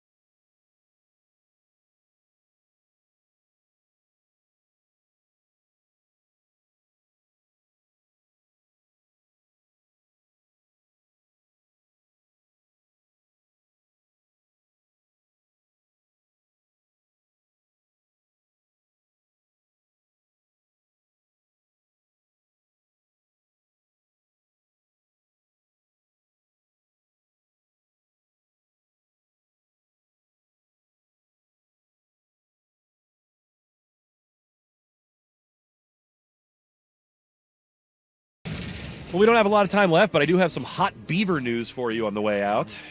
I don't know where you go after James Scott. Well, I think that there is a local beaver that has a little inspiration from James Scott because I was reading on KGW that there was a power outage affecting 33,000 people in northeast Portland. It has been determined the reason for said power outage, a beaver cut through a tree that fell on the transmission line, leading to the lack of power for 33,000. Yeah, damn beavers, huh? All right. Yeah, well, go beavers. So he's getting his James Scott on. Yeah, maybe that beaver just likes to party, man. Stuff happens out there in the wild. You're knee deep in beeve, and yeah, man, stuff happens. Trees go down, power's happening. And what you gonna do? We can all only aspire to be as effective as James Scott. Are beavers friendly?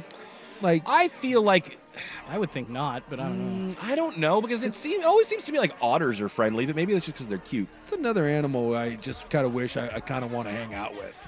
Oh, yeah. If you told me that I could get like a cool backyard beaver, like hang out, I could give him some like logs and stuff to chew on, and give him like a little Mr. Turtle pool to swim around. Dude, I'd be totally down. That'd be great. I don't need to like cuddle with him, but just the idea of having like a cool beaver that just hangs out in my backyard and does beaver things, I'd be all about that. Beaver, otter. I'm trying to. There are other animals about that size that, yeah. I mean, you're a raccoon guy, so. Oh yeah. Well, I got a raccoon. I got like 3 of them that live in my tree, and I can't befriend the damn things. One day, Sook. My dog. I'm working on like 7 years of Operation Best Friend. I'm starting to lose hope. Yeah, Kyle won't let it happen, will he? My stupid dog. Every time I let him outside, he's chasing, and I see the raccoon scrambles up the tree, and I leave little food out for it, and I think the raccoons just think I'm trying to trick him to get him to come down so that your dog can eat him? My dog can eat him. And then can barf on your neighbor's front lawn? Depresses me. Maybe he'd be friends. I don't know. I think it'd be awesome for like my big bear dog to be friends with, like, telling me like that wouldn't be a great scene for my giant dog to be friends with a beaver. Just like hanging out in the backyard. It'd be freaking awesome. That would be an Instagram and TikTok follow, Yes. for sure. There There'd was be a- millions of people watching that. There's a homeless guy in San Francisco that walked around with a dog that had a cat riding on it that had a rat riding on that. And it was like the cat rat dog. And Yeah. you got photos with everybody. Everyone loved him. Got some tips too, I think.